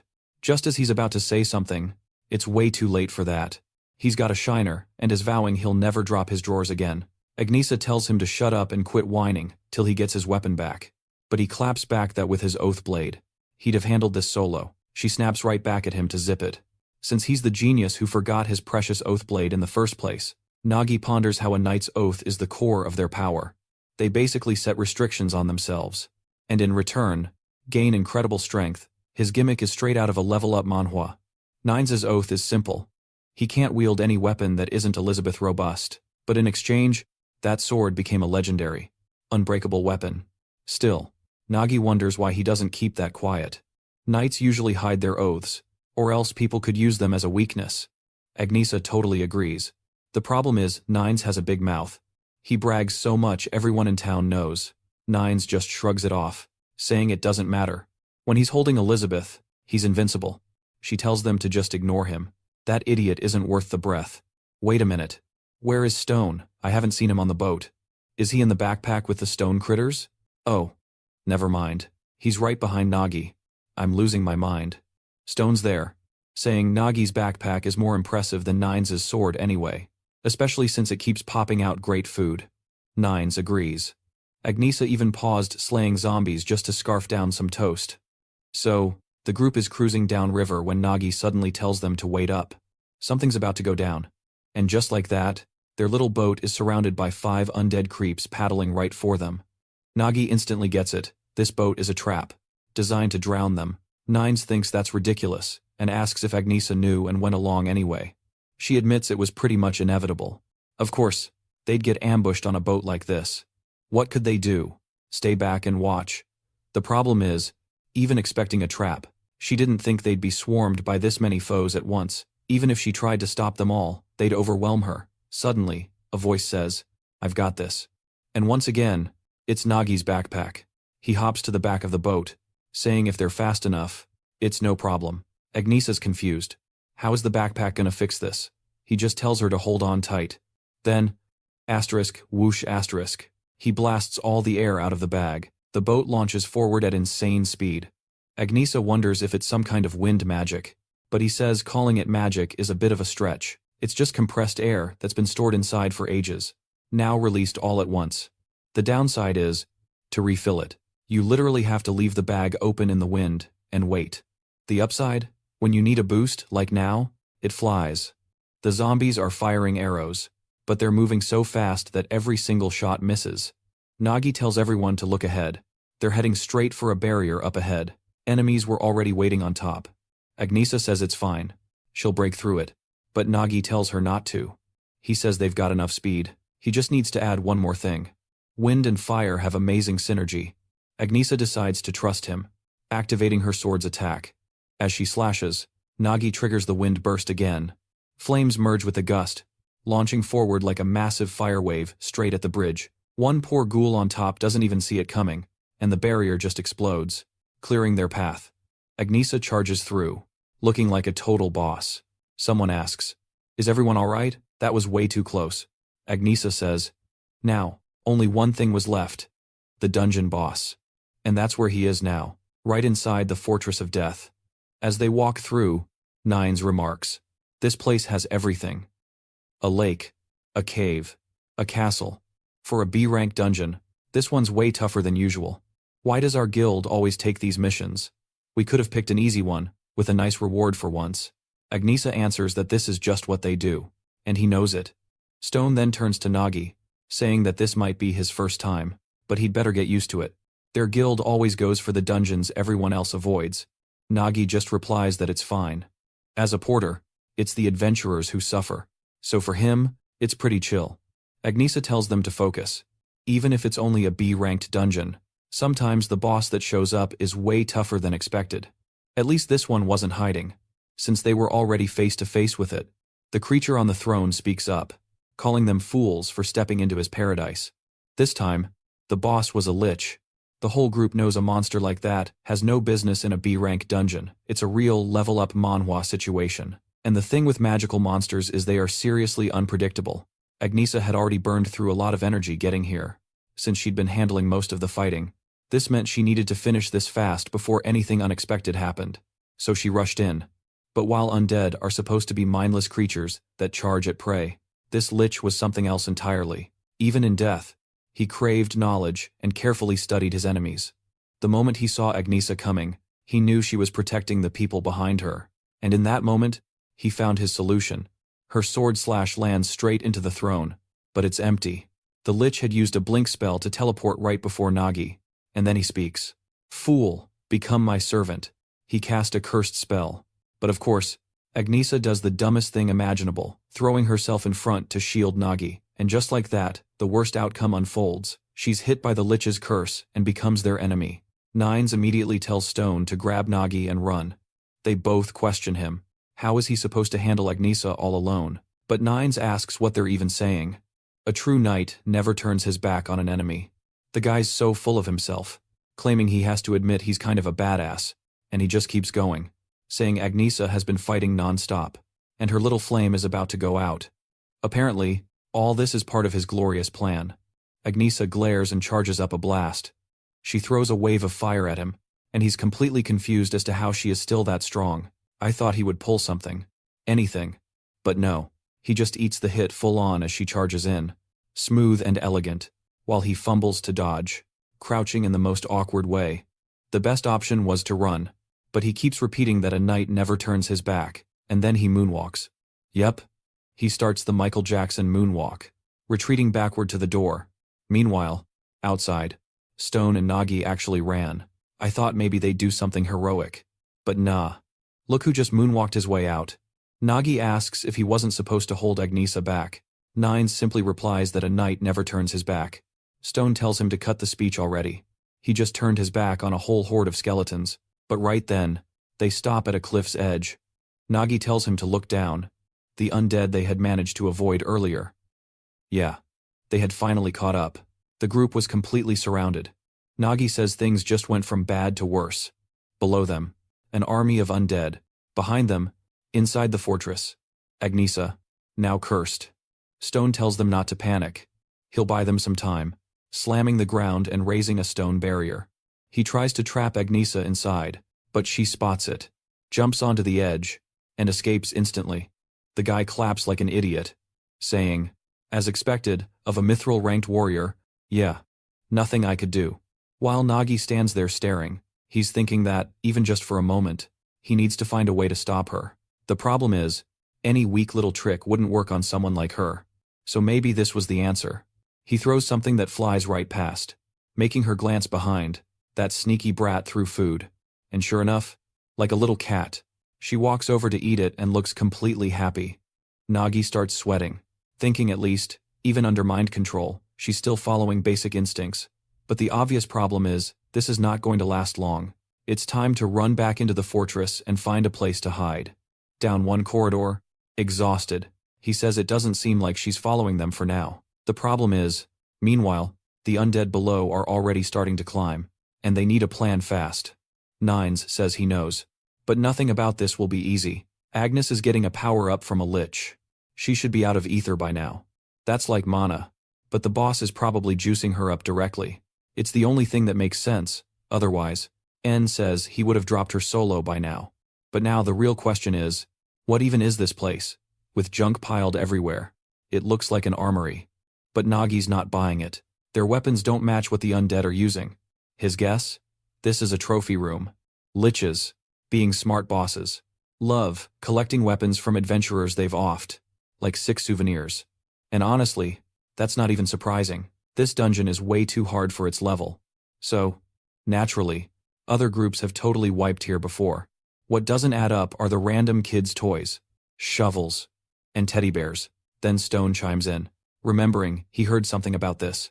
Like he mentioned earlier, they only tackle dungeons everyone else avoids. When this one popped up, it got a weird reputation. Almost every team that entered failed. And around then, people from nearby villages started vanishing. He never imagined something like this could happen, but maybe this is what it was all about. Nagi figures it's a dungeon abduction. Wait. What? Monsters sneaking out to snatch villagers? Nines finds that bizarre. Monsters are supposed to be locked in their dungeons. Nagi clarifies, it's just a theory. That stuff is extremely rare. Any monster outside its dungeon gets way weaker. That's why they only bail when something abnormal is happening. Like a dungeon break, for example. Nines says, it's simple. They just need to waste that jerk. And it'll all make sense. He has no choice. He can't just ignore an injustice like this. The other two just stare. Like, okay, but how? Without your sword? To which he says he has a solution. He whips out a headband, ties it on as a blindfold, and says he'll trick his own oath. Maggie asks if he's sure about this. Normally, breaking an oath has some pretty serious consequences. And how's this even supposed to work? Nines explains the oath is personal. If he can convince himself it doesn't count, it might just work. A classic level-up Manhwa loophole. He just needs to land one single clean hit on the lich. That should be enough to snap Agnesa out of it. Obviously, Stone asks the question on everyone's mind. How the hell do you land a hit while blindfolded? Maggie ignores that and just asks if he's really sure. If they could guide him to the boss, could he actually land the blow? But N says, that's the wrong question. It's not about if they can or not, it's what they have to do. Nagi says, all right then, I'll be his eyes and guide him straight to the boss. Stone's still freaking out, asking how they'll pull this off with an undead army on their tail. And to hit the lich, they have to get past Agnesa first. Problem is, in front of her is another whole army. The only way through is if they had an army of their own. Nagi says he's right. They need an army. One of their own. The monsters even make a path to the boss. Like an invitation. Then suddenly, a little guy runs in screaming, shouting all sorts of nonsense. The lich catches on fast. Those little rats were trying to play games. He strides forward, ordering them captured, rip off an arm or two if needed. The creatures burst out, panicking. Maggie warns the others. They're coming, stay behind me. One monster steps on a rope with a mushroom. Poof, another smoke bomb goes off. Gluttony leaps from the backpack, and Nagi tells him to get ready. If they follow his lead, he'll handle the aiming. They just need to pull the trigger. And of course, inside the bag is a whole mob of little stones, all armed with crossbows from the trophy room. Gluttony gives the command and the squad fires a full volley toward the exit. From the bag's mouth, a hailstorm of arrows blasts out at the incoming monsters. Stone's just staring. Like, what kind of attack even is this? Meanwhile, Nagi grips the backpack tight, saying their job was to charge through and go straight for the boss. Then the scene cuts to the Adventurers Guild, where Petra sits with a friend who asks what she's been writing so much. She's been acting strange ever since returning from that dungeon. Are you researching something? She asks. Petra says no. She just has a lot on her mind and is trying to organize her thoughts. Then she asks, is it really necessary to have a combat talent to be an adventurer? Her friend looks at her like she's nuts. What kind of question is that? Of course, you need one. If you don't have a combat talent, how are you supposed to survive in a dungeon? Why else do people go through hell to get one? She doesn't even explain, just points to the side. Some guy's yelling his lungs out, begging not to be screwed over. His awakened talent is sewing. He shouts that he's not accepting that. That can't be his talent. He's going to re-register. But Petra just says he can't become an adventurer. Her friend tells her to face reality. They see people like this every day. The odds of awakening a talent that works for adventuring are super low. Petra starts thinking, in this world, your life is basically set from the beginning. The guild supports everyone during the talent awakening ceremony. It's a process where your body's ether is analyzed, and your ability's name appears in a book. Most say it's better to know early if you have talent, so you know which path to take in life. Petra used to think that way too, but after meeting Nagi and going through everything they faced together, she started to question it. Is a person's future really determined by their birth talent? Back in the dungeon, Nagi's arrow rain is still going, and the monsters are all dropping. Simultaneously, Nagi moves to the front, leading the charge with nines right behind him. They might have managed to delay the creatures, but obviously, they're getting back up soon. So, they must move before this chance is lost. Nines asks if this plan is even legitimate, and even with them shouting orders and talking big, he still has no idea what's going on. Stone just tells him to show some respect. Nagi's incredible, like a hero from a level-up manhwa. Now, it all makes sense. That story about him leading an expedition into a dungeon about to break, Nagi just tells them to stay focused. They were finally at the boss room where things really begin. And man, I thought that horde was cleared. But nope, they're all still there, lined up like they were waiting for the grand finale.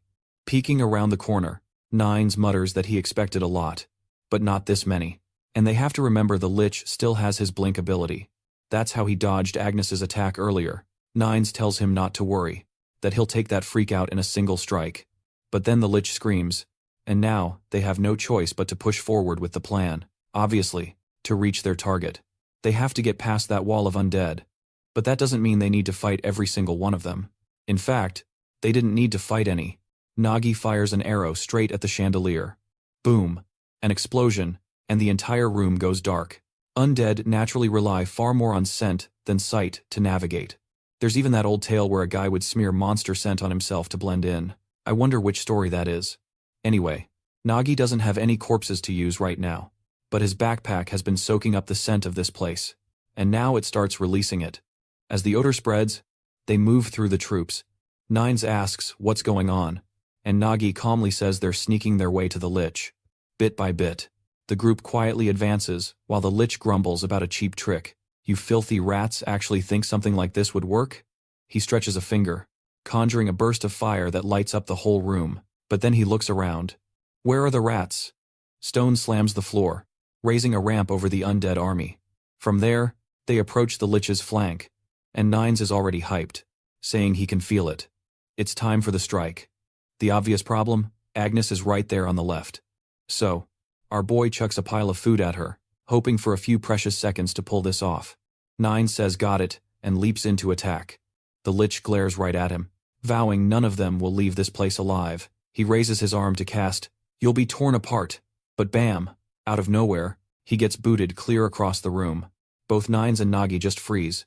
Why did Agnes ignore the bait? Then it dawns on them. She already ate too much. Dang it. So that's the secret to her thunder thighs. Sting's totally lost, clueless what to do. Nagi insists it's not too late. Nines can still try again. But just as Nines unleashes a battle cry, a literal goddess appears. She declares he's violated his secret oath and abandoned his honor. As his punishment, he shall be judged. Nagi realizes Nines is out, like a side character in a level-up manhwa, and the undead army is closing in. Sting tells him not to panic. He'll hold them off for now. He punches the ground, erecting another giant stone wall. Of course, that thing will last maybe 5 minutes, tops, and now they desperately need a plan fast. Once that wall falls, Sting's out of ether. They'll be drained. Back at the association, Petra's friend is still rambling. Like she said, adventurers without talents do exist. They're driven by an insane desire, training hard enough to reach an equivalent level of strength. But ultimately, the deciding factor is still ether. Only those with combat talents can actually build it up in their bodies. Low-level monsters and beginner dungeons? Someone who trained seriously can handle those. But once you start progressing further, once you face real bosses, you can't win without ether. Back in the dungeon, Nagi tries his Aerostorm trick again. But this time, nothing connects. His shots just fall flat to the ground. And that, right there, is why not everyone can become an adventurer. Explosions and fire are now raging everywhere. And Nines still hasn't done a single thing. He says he'll hold the attacks back, and tells the others to run while they still have a chance. Our main character doesn't want to ditch him, but his buddy insists it's his job to see everyone out alive. The Lich just cackles, calling it pathetic. Did they seriously think anyone was walking out of here alive? The guy's forming a literal black hole in his hand. And yeah, surviving that won't be easy. The attack blasts toward Nines. A huge explosion erupts, and the Lich floats mid-air in the room's center, mocking them, saying they weren't even worth his time. To him, they were nothing. Unworthy to face him, but maybe watching former allies fight each other might be amusing. Agnesa lunges at Nagi, her flames flaring around her. Meanwhile, back at the association, Petra is still buried in books and research, still deep in thought about becoming an adventurer without a talent. Her friend appears again and asks for the second time why she's so obsessed with this all of a sudden. She already explained, you can't become a proper adventurer without a talent. Petra says she gets that, but she recently met someone who made her question if that's really true. Then she asks Rasha. And finally, we get her name. How many times a porter usually enters dungeons per year or week? Rasha thinks, saying at most once or twice. Only the truly crazy ones go 3 times a week. So maybe they do 50 to 100 a year. Petra agrees. Yep, that's average. But she knows someone. A specific porter, who clears about 300 dungeons a year, like a real-life level-up Manhwa protagonist. Rasha is in disbelief. She asks if someone like that even exists. To her, that person would have to be totally obsessed with dungeons. Either that, or they're obsessed with money. Or maybe they have some deep, endless hatred for monsters. Back with Nagi. He barely blocks an attack from Agnesa, aimed right at his head. Her sword isn't called a legendary for nothing. It sliced right through his weapon like it was butter. He realizes that when facing real power, he's helpless. The gap between him and Agnesa is just massive. He blocks another strike. Another weapon is slashed to pieces. He pulls out a shield, then another sword. There's like a dozen now scattered across the floor. But he's not giving up. He still has one advantage. While adventurers are clearing dungeons, a porter doesn't really have much to do.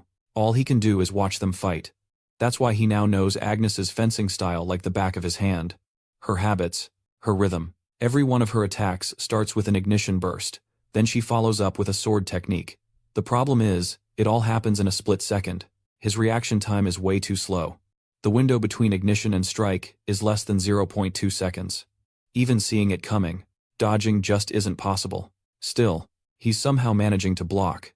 He is predicting and anticipating every single move, based on how she decides her actions in battle. He needs to be at least half a step ahead of her. And in this moment, all he can do is thank Durkin. After their fight, Durkin taught him what it means to face Mythal-level speed. This is just survival, and you don't win a level-up Manhwa by only defending. He keeps pushing toward the Lich, telling himself he needs to find a way out of this. He has to strike the Lich or Agnes to break whatever is controlling her now. Obviously, hitting her is the easier option. He swings an axe from the side, knowing that the moment he tries to land the blow, she's going to slash right through it. And that's exactly what happens. Sword, axe, it doesn't matter. That blade of hers cuts through anything. So, what about a spear? Something he can throw. Too late. Already sliced in two. Against this kind of magic, which looks more like a dragon's breath than any sword technique, even at range, his attacks are completely useless. The only option left was to try everything. So, he tells Gluttony to start chucking every weapon from the backpack. And oh my god, it was a downpour. Nagi grabs the first one, slash, cut in half. Grabs a second, shing. Another blade shattered. He stumbles back, picks one up off the ground. Crack. Gone. This dude is spinning, flipping, swinging pickaxes, rolling side to side, pulling every move in the book. But obviously, nothing's working. Every weapon melts against that infernal flame blade like it's made of paper. Still, he knows he can't stop thinking. He has to keep going. How is this white rank even tanking all this? No one knows. But he keeps saying just a little more while another billion swords get snapped like twigs. Agnes has style, pulling out another flame blade, launching an explosive rose, and Nagi barely jumps out of the center just in time. In that moment, he knew this was his limit. Before Agnes ran out of gas, or before her blade broke, his body was going to give out. And sure enough, bam, she lands a clean kick, sending him flying. He screams, crashing across the ground while the lich floats above, laughing. This is delightful. The monster says, most of the hunters who made it this far were garbage. But you're worth something. I want your strength. If you become part of this place, our kingdom will expand. Our empire will rise again in this world. Nagi is just standing there, barely holding it together, completely drained. And then he says, a creature planning to attack the world outside is too dangerous to let live. Every monster in every dungeon has to die. He turns to Gluttony and asks, how many weapons are left? Gluttony says, just one. Nagi says, that's fine. He goes to draw it, but then pauses. Eyes shut. He gently puts it away. It's no use. And right then, in the middle of that desperate moment, Nagi loses consciousness for just a second. And in that state, somewhere between dream and death, he remembers why he got so obsessed with dungeons. The day a dungeon broke, and he lost everything. It was then he made the vow he would destroy every last one of them. But that's not something a simple porter could ever do. Some old dude once told him to give up on being an adventurer. It was impossible. But then he asked, why did this kid have those eyes? Eyes that didn't belong to someone about to quit. The man raised his finger and said, no one has ever become an adventurer without a talent. But adventurers exist to kill monsters. And if someone could train hard enough to defeat real adventurers, then wouldn't that person be an adventurer, too? Even if he had to train a lifetime, it would be difficult. But there might be one way. Maybe he could master a single sword technique. If he couldn't learn many, then just one. One level-up Manhwa move that stood on equal ground with any adventurer. And if he focused for years, maybe, just maybe, that one strike could let him go head-to-head. So Nagi began training that one single cut. All his strength, all his will. He practiced relentlessly. But nothing changed. Of course it didn't. He was up against a wall no one could climb. But even so, he never stopped. And perhaps that's why, even unconscious, his body instinctively took the stance he'd trained for years. Everything started with him drawing his sword from the bag. He never owned a sheath. So naturally, he always drew it from his backpack. The lich just grins. I'm excited to see how this ends. Once you die, you'll receive the gift of immortality and abandon that mortal body. Agnesa charges forward. And in this world, we all know without talent, you don't become an adventurer. Without the power to control ether, you can't cut a monster. But who decided that? Nagi begins to draw his sword and a single slash tears through the entire room. Something slices right past Agnesa, aimed straight for the lich. The monster watches, failing to react in time. From his point of view, everything suddenly tilts sideways because Nagi had sliced straight through him, and now the lich's head was rolling on the ground. The boy has no idea what he just did, but that slash tore apart the line between ether users and non-users. A real level-up Manhwa moment, and in the years to come, his swordsmanship would be remembered. The name Azrahan's quick draw slash. Wait. Azran, isn't that move from Java, from our dear Lloyd Frontiers crew? We're not going to find out because the next chapter opens with a shift. The dungeons kept multiplying. The pace was so fast that humanity, fragile as it was, no longer had the strength to stop it. At this rate of non-stop appearances, the kingdoms of this world faced total collapse. Only when humans began awakening ether and took on the title of adventurers did they start pushing back against the monsters. They say this clear distinction between those with ether and those without exists for one reason: to protect people. Because in the past, many refused to accept reality. Even without talent, without anything, they'd still enter dungeons, and what happened was obvious. They were all slaughtered by monsters. Rasha tells Petra she must understand. It might sound cruel, but in truth, it's the only way to protect people not born with talent. Petra knows she's right. As much as she's been following that line of thought, she clearly remembers that specific day. The dungeon break. The way Nagi gazed at the thick-thighed warrior queen with awe. You could see it in his eyes. The desire to become an adventurer burned in him. That's why she's starting to believe that just sitting around waiting for someone with great talent isn't what truly makes an adventurer, and so she decides to leave those words behind. Meaning, she wrote all this down, but isn't doing anything about it. Damn it. Petra. Back in the dungeon after Nagi's slash that ended everything. Agnesa finally wakes up. Even her sword had been destroyed. Split right down the middle. She wants to know how Nagi pulled that off, but he tells her it's not over yet. That creature was starting to rise again. The lich screams, demanding to know how the brat dared lay a hand on his body. Liches, of course, are undead and notoriously hard to kill. Unlike human mages, they aren't easy to put down. They have a phylactery, a vessel of life. Unless it's destroyed, they'll just keep coming back again and again. Nagi thinks he needs to land one more hit, but obviously his body is done. He drops to his knees. Agnesa, radiant as ever, tells him to rest now. She'll fix the mistake she made. She charges the lich, who screams for her to come at him, and wow. This girl goes full-on acrobat, flipping through the air like she's in some fantasy Olympics. She knew there were two ways to defeat a lich. First, destroy the life vessel directly. Second, keep attacking over and over until its phylactery runs out of fuel. Thankfully, in Agnesa's case, her attacks are fire-based, which means the monster keeps burning. But the lich insists none of it matters. He's immortal. She doesn't seem convinced. She says he cloaked her entire body in mana earlier, but that just exposed his own weakness. Because the moment she touched that mana, she also saw the source of his life energy. And right away, the lich realizes she's heading for the throne. Her attack hits dead center, and the lich lets out a guttural scream. He begins to dissolve right there, muttering about all his dreams vanishing.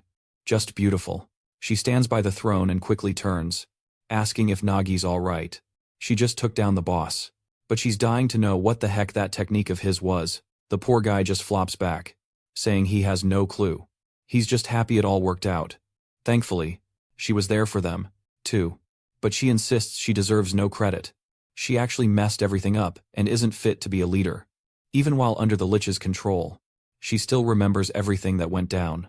She knows she has the physical strength, the ether, and fully unlocked talents. The power gap should have been massive. Yet, he used a technique that not only shattered her sword but also took down the lich behind her. Like in a level-up manhwa, what she had to acknowledge wasn't just his attack power, but that he never gave up, no matter what.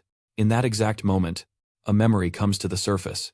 Someone once told her to remember this. Their guild didn't need adventurers with overwhelming strength. What they truly needed were adventurers with an iron will. She'd meet a real level-up manhwa hero one day, and then she'd understand why.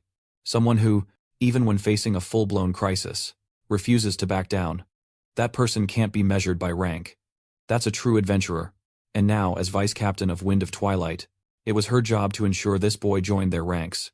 She calls out to Nagi, saying she will ask him one more time. Their guild isn't one chasing gold or fame.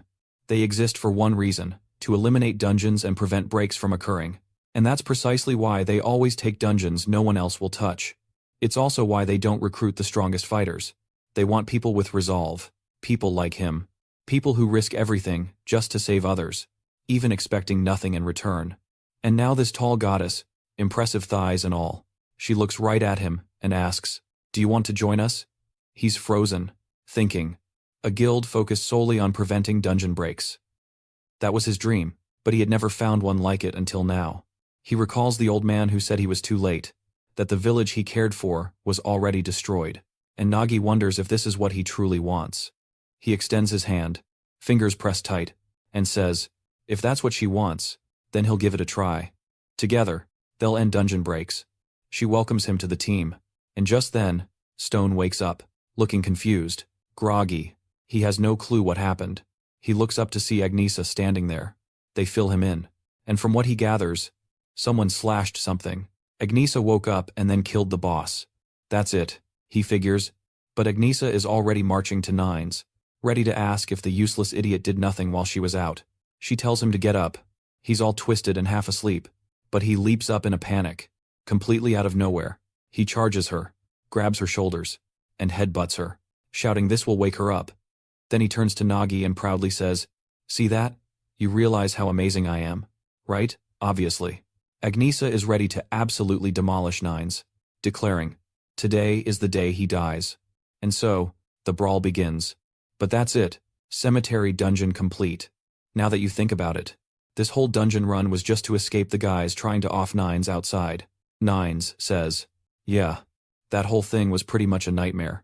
But Agnesa looks aside and says, our job's not over yet. There were still items recovered from the cemetery. Usually, the association sends people to return them to the families. But since this dungeon was so isolated, way out in the middle of nowhere, that probably wasn't going to happen. So, they decided to handle it themselves. In a nearby house, a woman is preparing soup, pours it into a bowl, and sits with her husband. But then, you notice a third bowl, a small one, for a child. Oh man, the child died. Taken in the dungeon. Nagi knocks on their door. When they open it, they see the little bear in his arms. And that's it. This truth had to hit home for nines. This part was often harder than the dungeon itself, but it was something that had to be done. Later on, all the items were returned to the villagers. On the way back, Agnesa figures he thinks they went too far. But that's what their guild is all about. Maggie just tells her it's no big deal. That family. They used to set an extra plate at every meal, just hoping their loved one would come home. And now he's thinking how awful it is that their news just snuffed out that family's last bit of hope. Agnesa, though, says in a way, it's for the best. At least the family isn't stuck waiting forever, never knowing if that person would ever return. Maggie looks a little taken aback by her logic. Then Nines jumps in, asking why a lich would even be kidnapping humans. She just replies that it's hard to say. All she knows is that cemetery dungeons get nastier the longer they're ignored. But what really bugged her was seeing the lich's final moments. It was crying, and she clearly heard it whisper an apology to the creator. That's a name most adventurers don't even dare to say. This world of dungeons is already full of bizarre, unexplained stuff. And now, she's got a bad feeling, something big is coming. A real storm's brewing, so she lays it out straight. She doesn't know why it's happening. But as adventurers, all they can do is clear dungeons before it starts again. After that mission, they trekked back to the city, which took a week. When they arrived, something felt weird. Maggie's looking around, totally confused, until a hand shoots out, begging for a coin. It's Nero and Destar.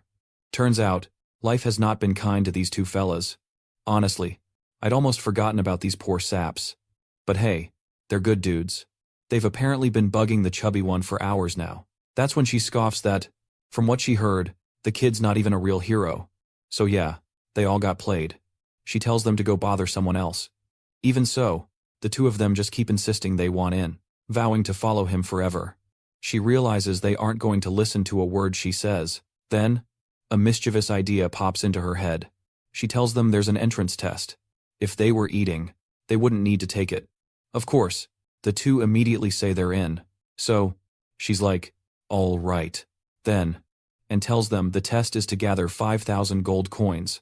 They gave it their all, grinding out every quest they could. But even after pooling everything, they didn't even have 500. How could they ever join the guild at this rate? That's when, out of nowhere, this blonde-haired dude asks if it's money they're after. If they dream of getting rich quick, all they had to do was place a bet with him. Opportunities like this don't come around every day. Good grief. This gherkin starts roasting them, calling them a pair of odd-looking dummies. And maybe he had a point. That's when they learned that in life, the fastest way to make money is also the fastest way to lose it all. Of course, they lost every single coin toss and ended up totally broke, completely bankrupt. Maggie asks if they really got into gambling and have been starving for days. They claim it's not exactly like that, but all he can think is these two are a couple of genuine boneheads. Still, he also knows that whole guild entrance test was just a scam to get their money. That's when they ask what happened with Agnesa's guild invite and him turning her down. He says he did refuse, but he accepted in the end. Desar begs him, pleading for him to please help them get in, too. But then he suddenly stops, saying he gets it now. They have to pass the test, it's the only way to prove themselves. The only problem is 5,000 gold is an insane amount of cash. So, once again, they beg for help. And Maggie wants to. The issue is, in that last dungeon, he literally broke every single one of his swords. So yeah, he's short on cash too. But then he remembers a certain dungeon, a classic level-up Manhwa spot perfect for making bank, and figures he should check if it's open. Back at the adventurer's office, Petra's working when our guy shows up and calls her name. Right away, Nero declares they're there to make money. They really, really need it. Then our guy says he's taking those two lunatics into a dungeon and wants to see which ones are available. Petra's about to say even he can't just pick any dungeon he wants, when suddenly her face lights up. She says he must be thinking of Times That Times dungeon. The scene flips to a minecart flying down the tracks, the two of them speeding through the cave. Desar wonders why the last dungeon went upward. But this one just goes deeper and deeper. Nagi tells him not to worry. They're nearly there. And of course, they're using their old backpack technique. Shortly after, they reach the lower levels. Everyone is confused because there aren't any monsters. Nagi explains, this is because the dungeon was cleared out a long time ago. This is a mining dungeon. A place rich in minerals and perfect for earning cash. These kinds of dungeons don't just disappear after they are finished. And because of that, people can still take missions to come here with a pickaxe and grab whatever ores they find. Naturally, the upper areas get picked clean real fast. But it is a different story when you get to the deepest levels. Then he tells them to look. Man, there were ores everywhere. Normally, nobody goes down that far since it takes forever. But since they used the backpack trick, they got there in no time. Also, it's tough hauling that ore up, unless, once again, you have that backpack. That bag is a real level-up Manhwa cheat. Then Nagi says it's time for them to start mining. The good ol' honest Minecraft grind begins. And those two dopes wonder why no dungeon they visit is ever normal. Nearby, Nagi is wiping off sweat, thinking it has been a while since he spent time in this place. Back in the day, he used to be the master of this whole place, but now he is getting exhausted after just a few hours. Or maybe it was that sword technique from earlier that drained him, as his body hasn't recovered yet. It felt like, for just a second, he poured every fiber of his being into that single attack, a power that could rival even high-level adventurers. He's daydreaming that his moment has come when suddenly Gluttony appears. Nagi already knows the little menace must have caught the scent of ore and is ready to devour it all. But right at that moment, the other little guys pop out too. Oh boy. And they're emerging with pickaxes in hand. Everyone's hungry, so they slap on some helmets and dive in. I'm telling you, this guy's backpack is busted. It's like he brought a whole mining crew. Nagi's amazed. They've even lined up, tossing everything into the backpack. Of course, 10% of what they gather gets eaten, but who cares? It is worth it. Then, he calls out for Nero and Dashar. But right then, he makes a critical mistake. There's one phrase you should never utter in a dungeon. One of the little guys says, "There's no monsters around." It's so peaceful. And sure enough, the next second, they get smacked by monsters. Dashar is standing there, smiling, saying that at this pace, they'll spend a few weeks and clear the whole place. Might as well bust the dungeon wide open. Regular adventurers wouldn't stand a chance. But he's no ordinary dude. The guy slams his thumb down and sets off an explosion. I figured he would summon his golems to farm. But nope. He says it is a brilliant idea. And Nero congratulates him, saying, it really will speed things up. But then the wall right behind them starts to crack. Huh? What's going on? His face turns red. And from that wall, a stone golem appears. Honestly, I was hoping for a fire golem. Why not spice things up? It looks scary. But now that it's on the ground, it's kind of cute. Or maybe not. Because now it's chasing them. And Nagi's yelling for everyone to get out. Turns out, Dashar's boom triggered a secret area. Secret rooms are just what they sound like. And they usually hold much rarer treasures than the rest of the dungeon. The problem is, that guardian golem is a rank C monster. And this party, just 3 unlucky silver ranks. This ain't some level-up manhwa fantasy. To make things worse, the escape route they were heading for is now blocked. The guy's explosion messed up the place. And the idiot is standing there thinking it was a compliment. Unbelievable. That's when Gluttony pops from the backpack and says he and the boys will handle it, starting to hack a path with a pickaxe. Nagi gives his thanks. But they've got a bigger problem now, that monster. Dashidar puffs his chest out, telling everyone to back off. He woke it, so he'll deal with it. But our protagonist warns him it's way too dangerous. They're deep underground, and one big boom could turn this dungeon into their tomb. Realizing his golems are useless here, Dashidar's ego deflates. He's just another dude now, so he quietly finds a corner to sulk in. Nero, however, declares her time to shine has arrived. She's been waiting for this. And just like that, overflowing with confidence, she charges in, shouting, she'll handle it. Nagi warns her to be careful since fighters and golems are a bad match. Naturally, the mad lass flies in with a kick, which does absolutely nothing but hurt her own foot. The boss immediately goes back to chasing Dashidar. As Nagi asks what Nero's ability even is, she claims to have athleticism and flexibility. Which, yeah, aren't exactly special abilities, are they? The poor girl begs him not to bully her for having no real talent. Nagi's realizing these two are pretty much useless. In any great level-up manhwa, an adventurer needs a special skill. Still, Being the nice guy he is, Nagi tells her it's fine. Her physical stats were already impressively high, nearing real power. But he knows this fight is all on him now. He has to use his last resort, a relic from the cemetery dungeon. Hold on. Come to think of it, we never saw what treasure he got. Stone wanted to sell it immediately, claiming it was worth a fortune. Nines wanted it too, saying he liked the design. But of course, Agnesa shot them both down. Anyone who didn't help got nothing. She took it for herself. Sneaky as always. Oh, but then she polished it up and said it was Nagi's. All shiny and beautiful. She told him it was his. And it's about time. After he's gone through dozens of swords. This blade is number 444, a rare rank sword named the Blade of the Dead. This is next level gear. Far beyond shopbot junk. The only problem is activating its technique. Requires extreme focus and time.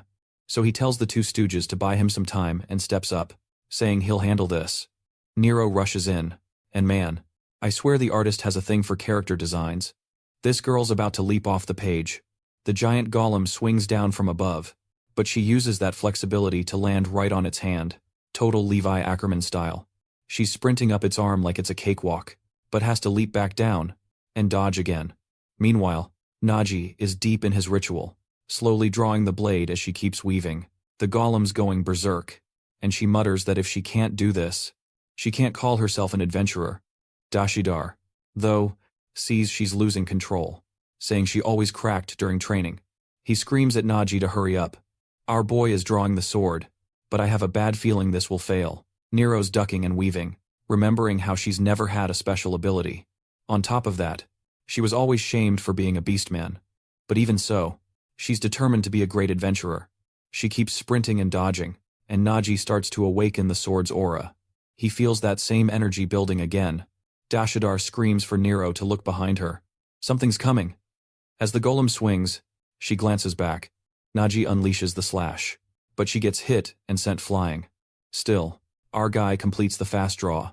Did it work? The blade slices the golem, rips clean through, and then boom, a huge explosion. Dashidar is just standing there, stunned, muttering that what the captain did was incredible. He asks if the monster is really dead. Honestly, classic, level-up Manhwa cliffhanger, and I need to know too. But the chapter ends there, damn it. On to the next chapter. It opens with a girl saying that trying hard is one thing, but she's still useless. It must have been rough training with her. She was likely the only one without a single special ability. That's why she always got stuck running errands for the others. Man, they even made fun of her for being a black cat girl. Seriously, black cat prejudice? Anyway, back in the fight. She's lying there, all beaten up.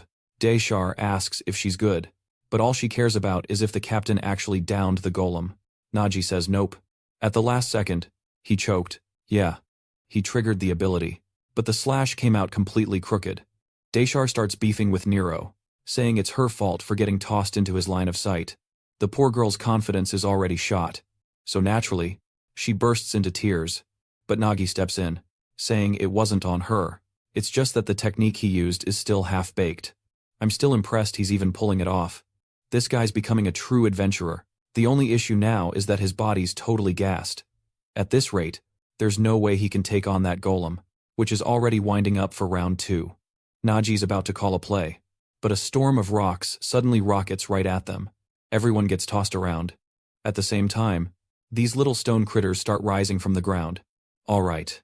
Looks like Deshar had summoned a barrier. I think. Nobody's quite sure what to do, and before they can even think of a plan, the monster is swinging its giant hands right at Deshar. He screams in panic, but Nero whips out a pickaxe and charges in, yelling that she'll handle it. Nagi tells her to back off, it's too dangerous, but she's already shouting that overthinking just isn't her thing.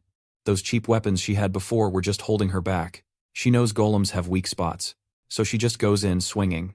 But instead of breaking anything, she's just bruising up the golem.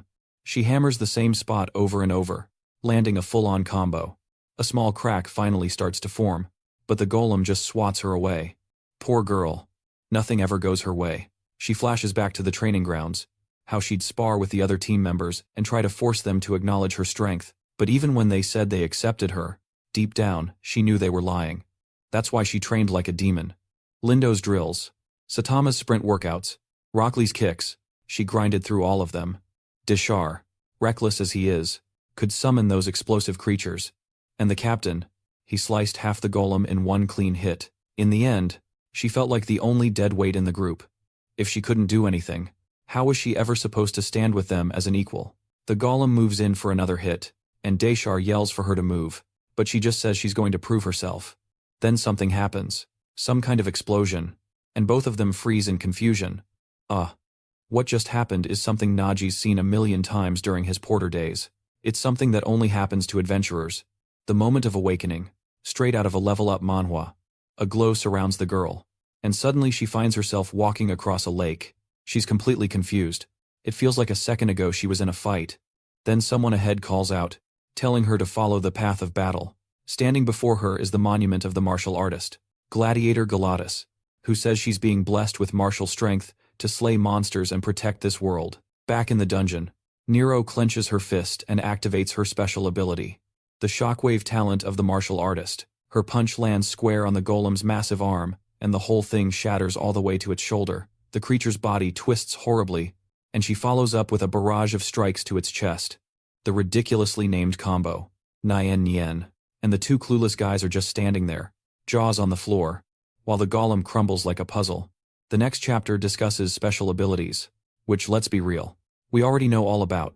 The difference in this world is that some of them only awaken when something major happens in your life. Of course, the ability kind of reflects who you are. For example, Stone's powers are rock-based because that's his natural talent, but if he were plant-based, it'd be something with vines or roots. That's why even adventurers with the same skills can wind up with totally different versions. The little stone critters are all mining away when Nero walks up and tells them to relax. She's got this. One punch and the whole area is cleared out. She tells them to toss it all in the backpack, but suddenly, the girl starts to wobble and collapses, completely drained. Nagi tells her to take it easy. That power burns through a ton of ether. She's feeling herself now, convinced she is amazing and giving it her all. Meanwhile, by the rubble, Dasher's checking out this weird blue thing he found. It popped from the golem's very center. Nagi explains he's only seen this a few times. It's something called a soul resonance. Some necromancers can extract a piece of a defeated boss, almost like a pet. Dashar snatches it and calls dibs, but it vanishes. Actually, it looks like it's being absorbed. He's fusing the golem's soul into his own body, into his fingers, and a soul mark appears on his hand. He casually lifts his hand, makes a summoning gesture, and goes full level up manhwa hero, shouting, "Arise!" The creature appears, just like the boss, huge and terrifying. But the energy is so intense, it's already wobbling. And then he commands the beast to kneel. Nero is totally ticked. She did all the hard work, so why is his reward better? Watching from afar, Nagi thinks this is how adventurers get crazy strong overnight. It happens so fast, a normal person could never keep up. Sure, he's happy they're improving, but it's frustrating compared to his own slow grind. He tells them to chill out. Despite their hype over killing the Guardian, they still need to clear the secret treasure room. While on their way, he warns them to stay on their toes. Just because the big guy's gone, it's not all clear. The two are already praying for epic loot. They're desperate for money. Then Nagi asks something. Why do Desitar and Nero always stick together? People from the trading grounds usually split up. Dasher admits he honestly has no clue when they even became friends. Nero then remembers him shouting for everyone to shut it while summoning golems, claiming that one day nobody could touch him, the one gifted with necromancy. Nagi says there's no need to ask. It was inevitable they'd become friends. Desitar agrees, saying, "Of course. We're both incredibly talented, and greatness attracts greatness." But now they're both curious about the captain. What's the deal with his backpack? Strange stuff keeps coming out. But he said from the start, he was just a swordsman. Nagi says he's a rare case. Usually, talents match the person, but sometimes they're custom-made for specific gear. Like in a level-up manhwa, his backpack is one of those rare cases. And yeah, most of the time, the stuff people get is pretty useless. Nero wants to peek inside to see what it's like. He doesn't mind, but when she touches it, she can't get her hand through. It's as if there's no opening at all. Then he reaches in and pulls out 2 lollipops. It's like magic that only works for him. They both immediately say this is the perfect skill to make a fortune, though not ideal for clearing dungeons. Nagi tells them not to underestimate it. He's already used it to launch several businesses, a restaurant, a delivery service, and more. But in the end, He's not doing any of this to get rich. He just wants to help adventurers clear one more dungeon. And for him, that's enough. Finally, they reach the reward chamber, where 3 small golem statues hold out their hands. Nagi knows these are trade statues. If you give them what they're looking for, you get a reward. But not to worry. These ones never ask for anything expensive. You just have to observe. The first one, for example, looks like a farmer. For this one, you just have to offer something simple, like a potato. And just like that, the statue gives back a green gem. That one item was enough to hit their gold quota. Then they move to one that looks like a sorcerer. Obviously, it would need something a mage would like. So, he offers a magic stone, but the statue gets ticked off, splashing everyone with a weird liquid, a weakening potion. Now it's down to the last one, the zombie statue. The others warn him not to mess this one up. Since it's a zombie, Nuromiro is convinced it wants blood, or maybe human flesh. Meanwhile, Dashner wants to offer up one of his own fingers. Nagi's debating bone, meat, or a potion, when suddenly, it hits him. Every zombie was once human. Maybe that's what it's truly asking for. He offers an apple. Oh wait, it's one of those sacred apples, the kind that carries a trace of purifying energy. If he's right, the zombie just wants freedom from its curse. A drop of juice slides from the apple, touching the zombie's palm. And suddenly, it's reliving the bad times, wandering aimlessly like a Minecraft mob. Then, with a glow, the zombie's head starts to heal, and the statue transforms into a hidden pedestal, revealing a massive pair of shears. The treasure chests slowly open, and Nagi instantly realizes what's inside is a relic. But before we even find out what it is, the scene jumps back to the guild, where they're handing in the money. Of course, Nero and Desitar are acting like hotshots, saying they're officially in the guild. At first, they thought the guild master was scamming them, but now they get it. She wanted them to grow. She says, yes, of course, that was totally the plan, while you're there wondering what's with these 2 clowns. But she couldn't care less. She's just going to blow all that cash on a shopping spree. Anyway, sometime later, they're arriving at the Adventurers Guild headquarters, strutting in like they own the joint. Petra sees the emblems on their chests and congratulates them for joining the guild. And those 2 immediately start boasting, saying the guild clearly has an eye for real talent. Nero is already yapping about everything she did, blah blah blah, and Petra just replies with an impressive. That's when Nagi walks in and says he needs an artifact examined, an unidentified martial arts relic. Petra congratulates him, while Deshitar immediately suggests selling it. But Nero cuts him off, saying, no way. That's our first relic from our first dungeon. When they first opened the chest, Dasher was clueless, asking what a relic even was. That's when Nagi realized he was stuck with 2 total noobs. But he also points out that with Miro awakening her new ability there, and them finding a relic at the same time, everyone's probably thinking the same thing. Nagi wants to give it to Deshitar as a gift. Dashar, naturally, still wants to sell it, but Nero is celebrating, saying she's keeping it for herself. Back at the guild, Dasher keeps insisting, no way, that relic's a regular item, so let's just sell it. Naturally, Petra cuts in, telling him that no relic is just an ordinary item. Relics are like the soul of an adventurer, and often the only reason they can clear high-level dungeons. They're so rare some adventurers hunt for them, like in a level-up manhwa. Nagi agrees. Some people are out there in full Saint Seiya cosplay just to look the part. But ironically, relics make equipment like his backpack pretty much obsolete. It doesn't matter how strong your ability-based gear is.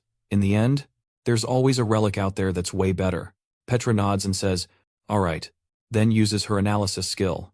The feather quill begins writing on its own, revealing the relic's information. And at that moment, the stone starts to crack. From inside, the imitator's ring appears. A ring that can supposedly copy a user's ability. Wait, but does it copy someone else's ability? Or duplicate your own? Nuromiro doesn't even get to ask before it zips onto her arm and equips itself. Petra congratulates her, saying that only happens when there's an extremely high compatibility. That's because a lot of relics actually choose their wielder. Of course, Petra wastes no time telling Deshitar that it's settled. This one's hers now. Then Nagi holds up the broken sword from the cemetery, pointing out the real issue with relics.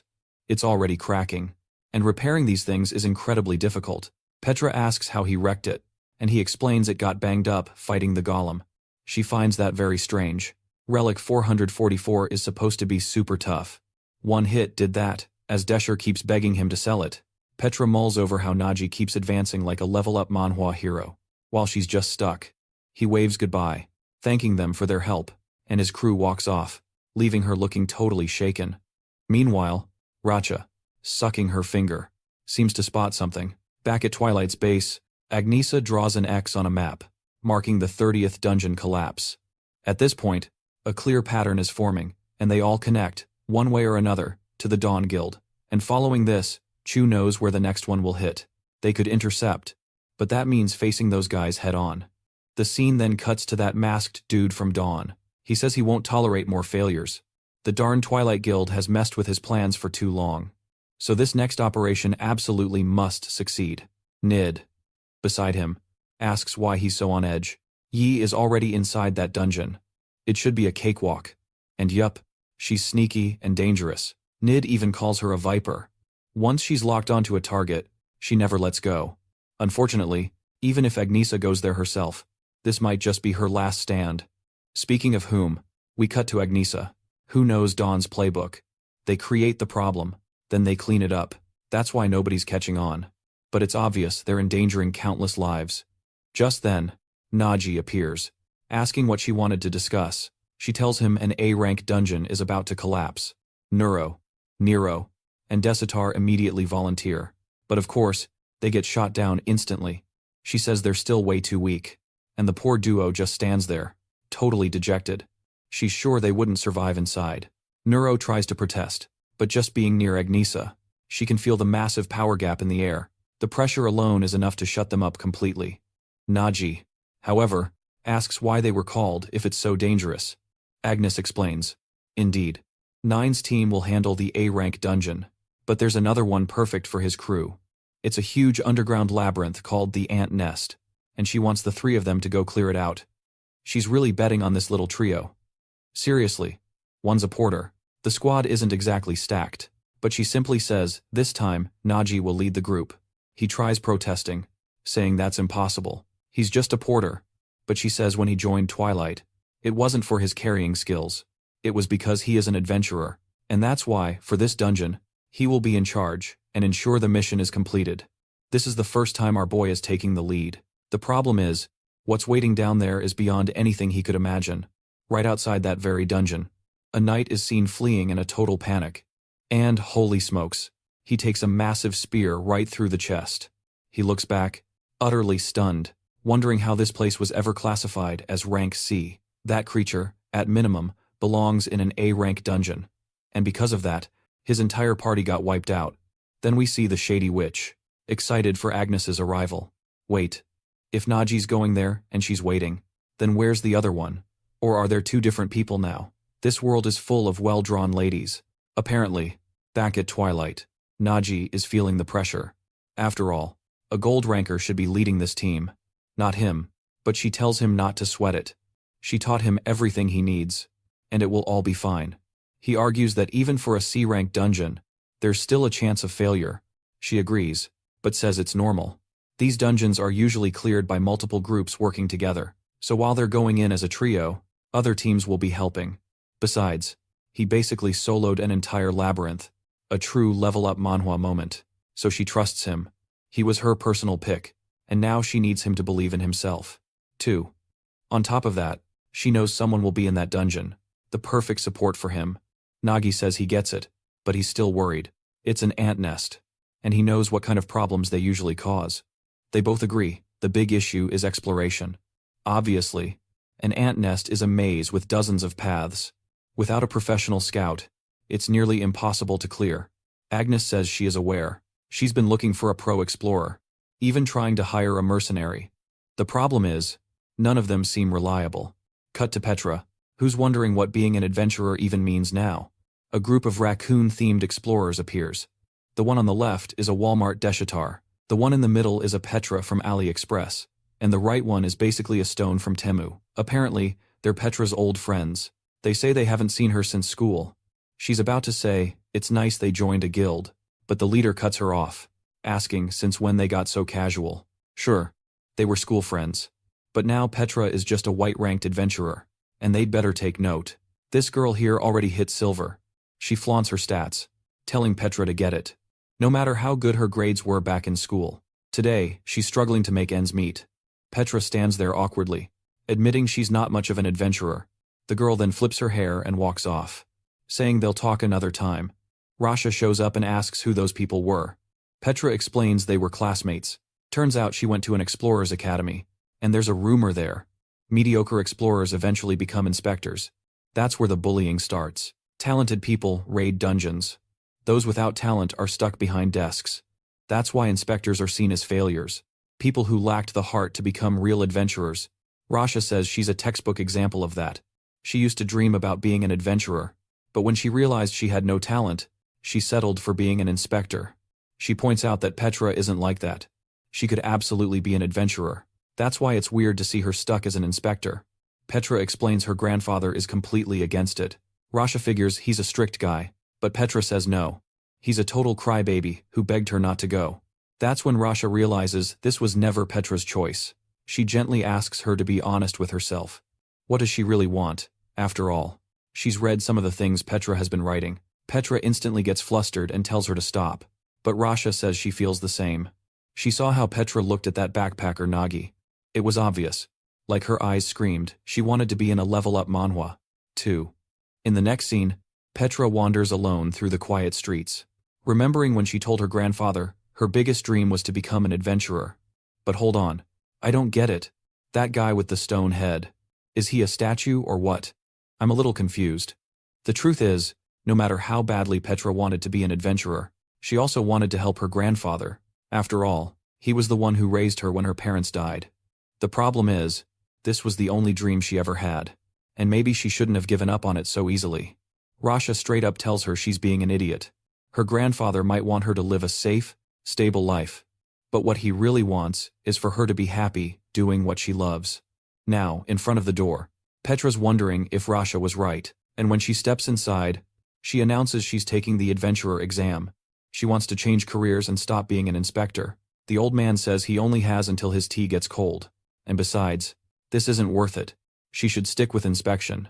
Petra says, maybe so, but I found out about the test today, and I want to give it a shot. The old man responds, well, that's a shame, 'cause I'm today's examiner. His name is Mr.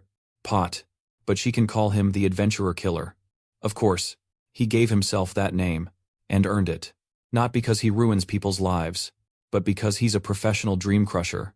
He claims zero interest in testing someone just looking to switch careers. She should know the success rate is less than 5%. Maybe she thinks she's in some level-up manhwa and got stronger. But all she'll find is disappointment. That machine is absolute. If she lacked talent before, she lacks it now. Nothing has changed. He tells her to just place her hammer on it and get this over with. In his head, he's thinking how sad. Another hopeful about to walk away crushed because once again, the machine's verdict won't change. But Petra can't help but wonder if this is really the right call. She knows she's defying her grandfather's wishes, but her heart didn't change just because she wanted to be an adventurer.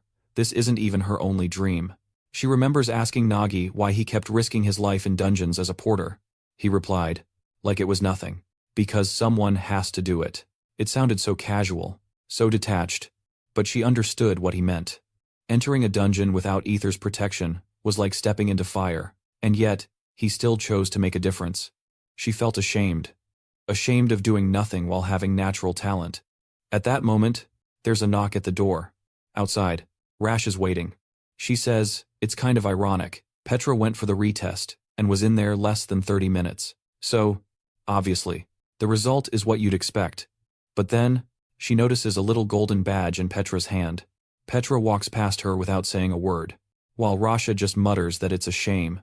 Petra really was a great coworker. Back to our guy. Nagi's telling Agnesa, it's hard to find adventurers like that, especially for this ant nest mission. It's insanely dangerous. Agnesa knows, but the problem is, it's scheduled for tomorrow morning. There's no more time. Nagi says, well, we're screwed now. It's not like a scout's going to just fall from the sky. And then, knock, knock, someone's at the door. Wait, an outfit change? What? Petra just walked in like she's ready to take on the world. This girl came prepared. Both of them are just staring, thinking, whatever wish we just made, it worked. She's radiating confidence. We cut to that other group of explorers, and they're freaking out, saying, "This has to be some mistake. How did that white rank girl suddenly jump to gold?" The redhead agrees. She's never heard of anything like it. The guy with the mustache says he doesn't know either, but apparently her talent was so intense it broke the machine. The butler steps forward, swearing on his entire reputation that the result was valid. She earned it. Not long after, as he reheats his tea, the old man says, "It's been ages since he felt this way. Finding a rare gem like her out of nowhere. That's some true level-up manhwa insanity." Suddenly, the red-haired girl shows up again, saying they've got a problem. Turns out that Petra, the one who took the gold rank test yesterday, is actually the granddaughter of a certain someone. When the guy hears the name, he straight up drops his tea and says they're screwed. Meanwhile, the team gets ready for the dungeon, and honestly, I'm still not used to this Petra 2.0 version. Nagi asks if she's still bothered by what she said earlier, but she just replies she doesn't even remember saying it. We see Agnesa telling Petra she knows there's nothing wrong with her, but if she really wants to join the guild, there's one thing she needs to ask. What are her goals as an adventurer? If she came face to face with a monster that couldn't be beaten, what would she do? Fight or flee? Before answering, Petra remembers what Nagi once said about stuff like that. And then she responds, "In a case like that, you just play dirty, load up on armor, and use every cheap trick in the book." Agnesa stares at her, kind of disappointed, then turns to Nagi and asks what he'd do. He stands there, really thinking. He's already faced unbeatable enemies like the Lich and Agnesa herself, so he says it doesn't matter who the opponent is. You have to have the will to charge in and defeat them no matter what. Agnesa gives him a thumbs up while Petra says, "That's not what you told me last time." Back in the carriage, Petra's thinking that, in the end, all she can really do is give it her all. But then, Nagi calls out to her, and naturally, both she and Deshatar are whining that it's unfair she reached gold rank before them. She explains she already had the talent, it's just that she chose to become an inspector instead. That calms everyone down, and you realize, oh, okay, she was a hidden boss all along. Nagi says he actually feels kind of relieved. He thought she was just a scout, so seeing she's gold rank gives him a bit more confidence. She smiles and says she lacks experience. Of course, but she's memorized the entire ant nest layout and even wrote a whole book on it. He congratulates her, saying she came well prepared. But he also warns her he's been to plenty of ant nests before as a porter, and the real problem with this type of dungeon is that you can't ever fully prepare. Ants are monsters that just keep coming. Plus, the layout sometimes changes, so she better brace herself for what's coming. At the tunnel entrance, everyone's excited. From above, Petra observes the crowd and says judging by the numbers, it really is a C rank. Nagi agrees, but reminds her, this is a raid dungeon. It's made for multiple teams to work together. And not only that, but this particular nest is bigger than what he's used to seeing. That's when someone asks who they are. A guy behind Nagi steps forward, introducing himself as the raid leader from the No One's Answers Guild. His name's Gerald, gold rank, and he's a total weirdo. He locks eyes on the most obvious thing about Petra, her shiny golden pendant. Then he says, "You must be the captain." She shakes her head and points to Nagi, saying, "Nope. It's this guy here, the porter." Gerald spots Nagi's white-ranked badge and just bursts out laughing, acting all creepy and drooling. While he's dying of laughter, Nagi's teammates think he's some kind of caged beast, which, let's be real, he kind of is, just not for the reason they think. They're watching him laugh like he's insane. Petra's not letting it slide. She steps forward and tells Gerald it's pathetic to judge someone by a badge alone. And man, even his nose looks weird. With that strange tongue of his, Gerald says he has a suggestion. Of course, he offers for Petra to ditch her team and join his, especially since their current scout is just a bronze-ranked guy crying in the corner. Naturally, she turns him down flat. She says Nagi is more than qualified. Gerald just laughs it off, saying he'll have to show them how a porter is really supposed to be treated. Then he yells for his teammate, telling the kid to hurry up and get over there. The poor kid stumbles over, carrying a load that's like 5 times bigger than he is. He stops, bows his head, and apologizes to Mr. Gerald. Petra immediately points out that the boy's clearly at his limit, but Gerald just shrugs and says, that's exactly how it should be. Keeps them quiet. Then he turns to the others and says, that's how you handle a porter. He tells the little girl to take notes. Petra sighs, already expecting they wouldn't respect Nagi, but she didn't think it would be this bad. Nagi says it's fine, while noticing that all the other porters are totally overloaded. He'd forgotten what this world was like after spending time around decent people. Petra has no idea, but most folks don't even consider his class part of the adventuring world. Suddenly, someone else chimes in, saying that sure, he's a bit eccentric, but that doesn't matter. And here she comes, right on cue.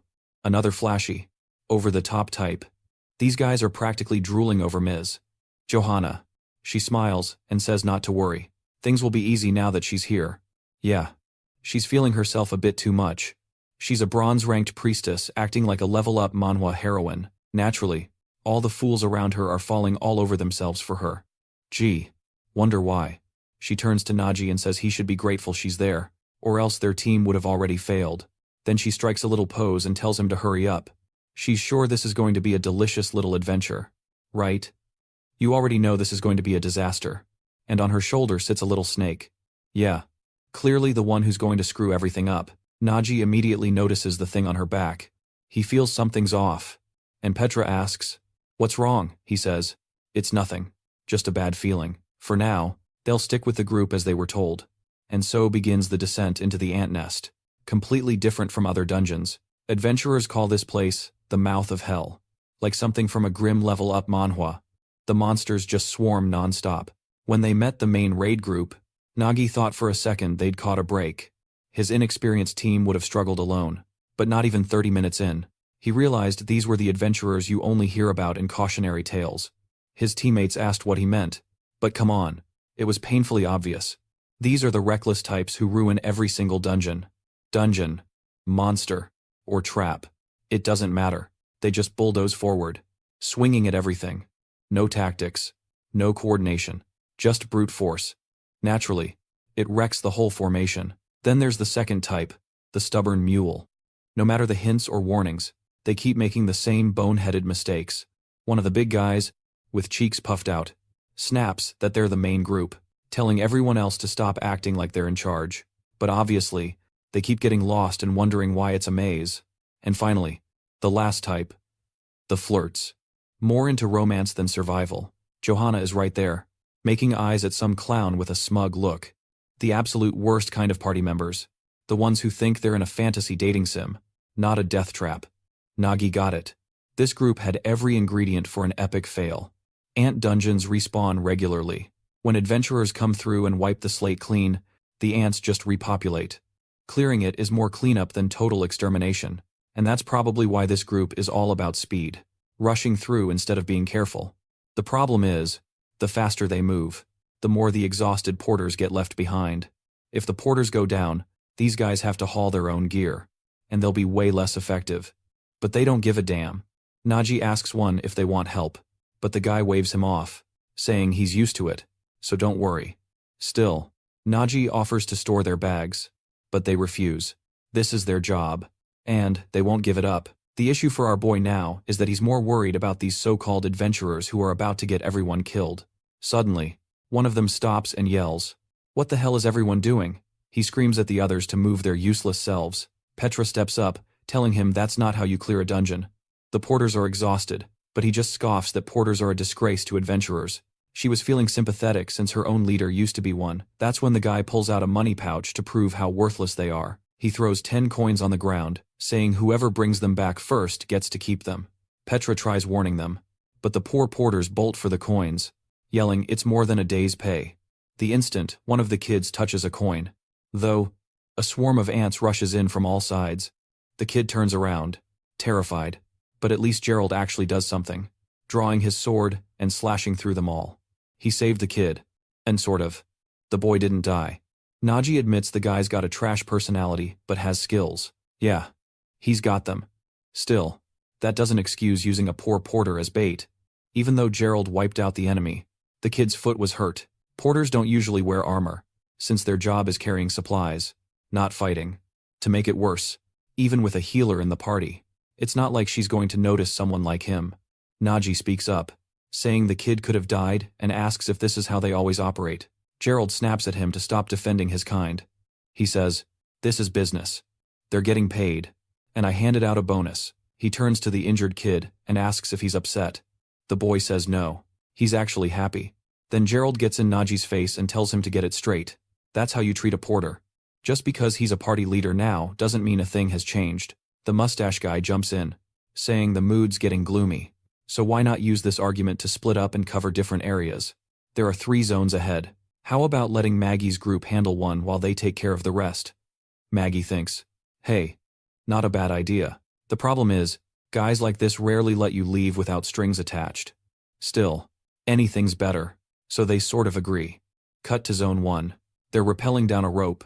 When they reach the bottom, it's a massive open chamber. This was it, the real nest. Until now, it was just tunnels.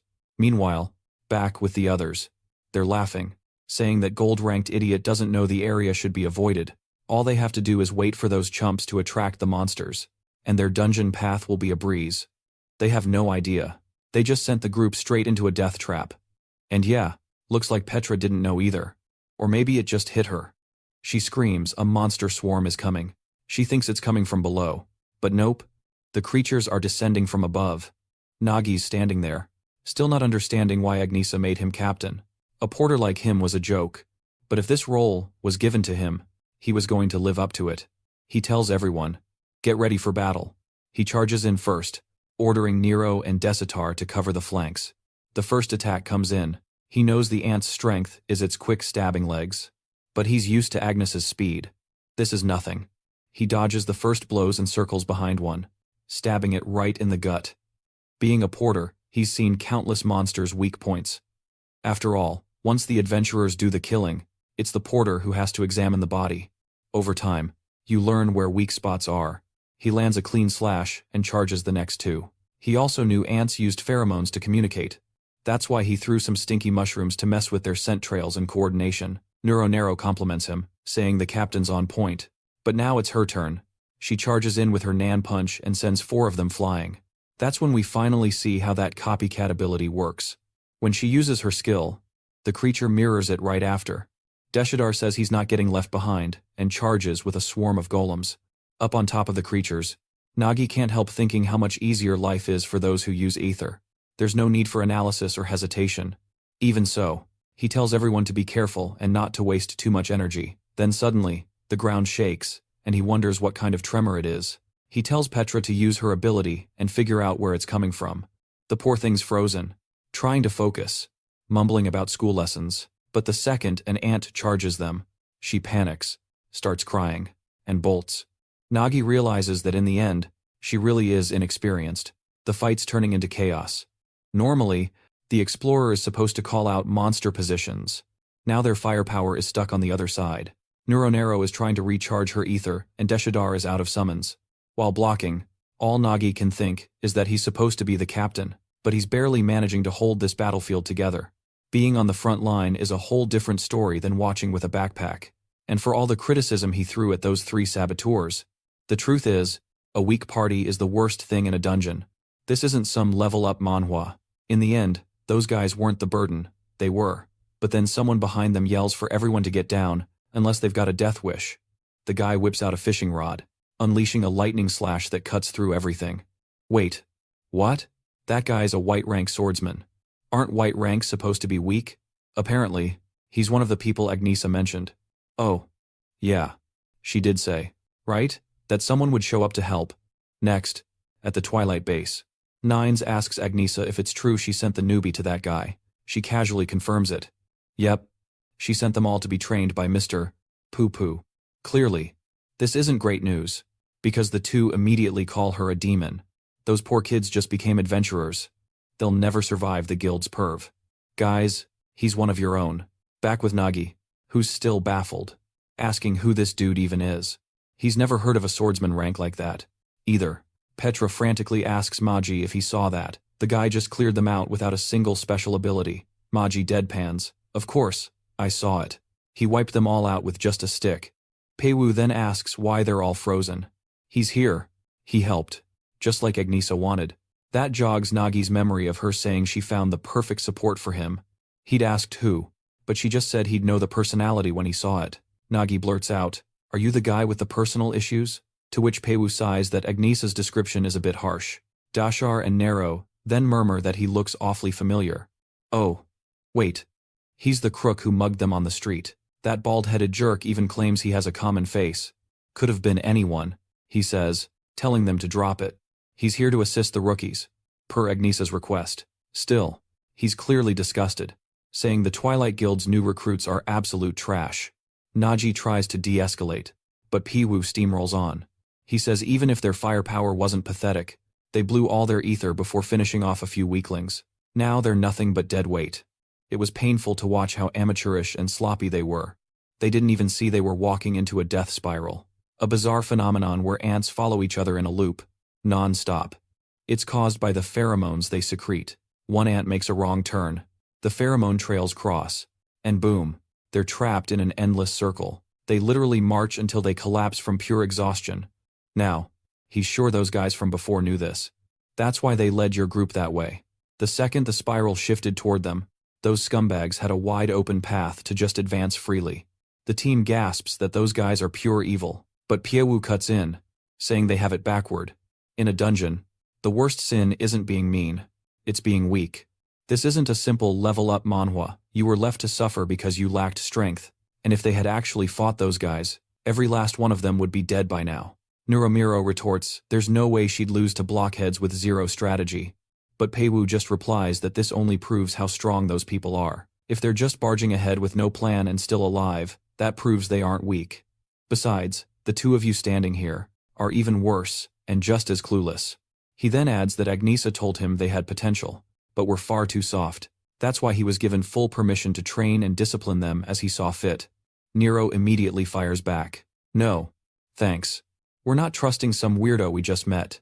But Piwu says maybe this little tidbit will change their minds. He was the one who trained Agnesa when she was just a clueless rookie. As everyone freezes, his entire demeanor shifts, and he announces that class is now in session. He charges instantly, telling everyone to come at him. Back at the guild, Miss Hungry sits there, thinking that mindset is truly the most important thing for any adventurer. But if you lack the strength to back up your goals, then they're just as fragile as cotton.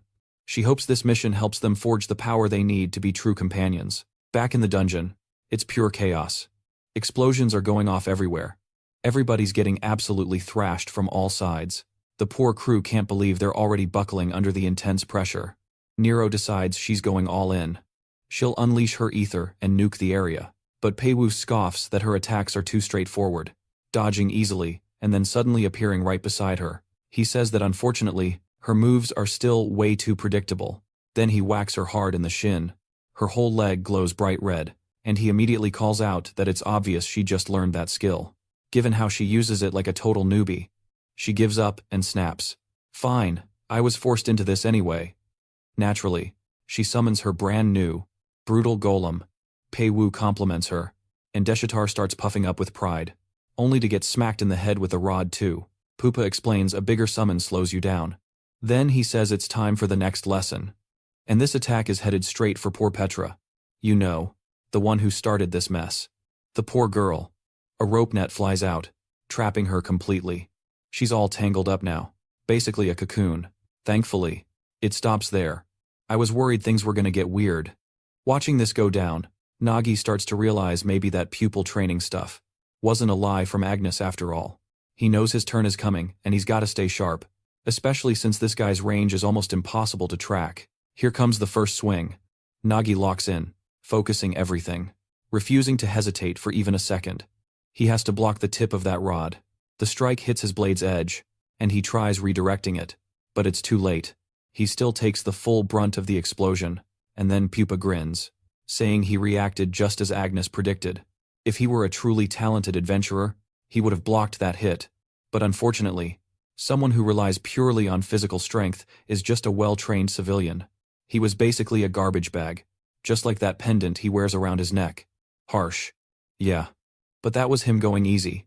What Pupa wants to see is that so-called special sword technique, the one that managed to slice through trash. Nagi says it's too dangerous, and Pupa laughs, asking if the kid actually thinks he can hurt him with that. He says he can block any attack, so Nagi should just bring it. Nagi nods, steps into position, and warns that he's not apologizing afterward. Pupa glances at him sideways, a bit surprised. It's a draw-style stance, not bad. The positioning is actually decent. Still, he's sure Agnes is the type to exaggerate everything. That's just who she is. Pupa is already bored. wondering how long until the sword flares up. Nagi slowly opens his eyes. The attack is ready. He warns Pupa not to go whining to him later. Pupa starts to say he needs to stop acting like he's in a level-up manhwa. Then he sees the slash coming and realizes that technique was no joke. Next thing you know, he's on the ground, totally wrecked. Dude had charged up aura for 3 whole chapters just to get folded like laundry. His plan was to earn everyone's respect, but instead, all he earned was a blade to the face. Sometime later, he wakes up in a panic, begging them to go easy. When he looks around, yep, everyone's staring at him. And of course, Desitar and Nero. Nero now want to know if they can learn from this guy. He just got owned by their captain. Pupa snaps at them to shut it, claiming he let his guard down. Then he wants to know if Nagi was seriously trying to kill him. The kid needs to realize he only survived because he's amazing. Most people would have died from that. Nagi says he did warn him it was dangerous, but Pupa fires back. Warning someone doesn't mean you get to blast them with raw aura. The thing is, our boy has no idea he even used aura. And that's when it hits Pupa. This kid doesn't even know the kind of power he's got. If he had mastered that ability, Pupa would be dead right now. That's not a basic attack. This is a power he's only heard of from the Forbidden Eras. But why could a simple porter manifest something like that? Now it makes sense why Agnes was watching him. Pupa says, fine. The kid's impressive for his level, but now it's time for round 2 of training. He's going to show Nagi exactly why he is Agnes's master. Nagi asks if he's stronger than Agnes, and Pupa says, well, that's part of it. But the real reason isn't just that he trained her. It's his vast knowledge of ether. That same knowledge let him instantly read all of their weaknesses. Let's be real, their flaws are practically glowing in neon. He points to Nero. She has zero understanding of her energy, unlike a protagonist in a level-up manhwa. Her power to boost physical strength is basic stuff. But what she doesn't realize is her ether is all concentrated in her chest. That flashy blue punch of hers? It's just for show. There's no real force behind it. And from the way her shockwave moved, it's clear she has zero control. Her only saving grace is this ant nest happens to be the perfect place to train. Her training plan is dubbed Escape from the Infinite Ant Room. He's throwing her into a single tunnel chamber to charge through dozens of oncoming ants. Then he turns to his wand-wielding summoner and tells him he's lucky. His ether and skills happen to sync up pretty well. Of course, Deshadar immediately claims that's obvious. He's a genius, but Piwu isn't buying it. He says he's pretty sure that ether of his is inherited, likely a family legacy. But with his current talent, he's never going to surpass that certain someone. Deshadar is surprised Peiwu already knows all that. Peiwu tells him what he really needs now is to develop total awareness of his surroundings. That's why he's getting blindfolded, gagged, strapped to his monster's back, and forced to fight, relying only on the golem's senses.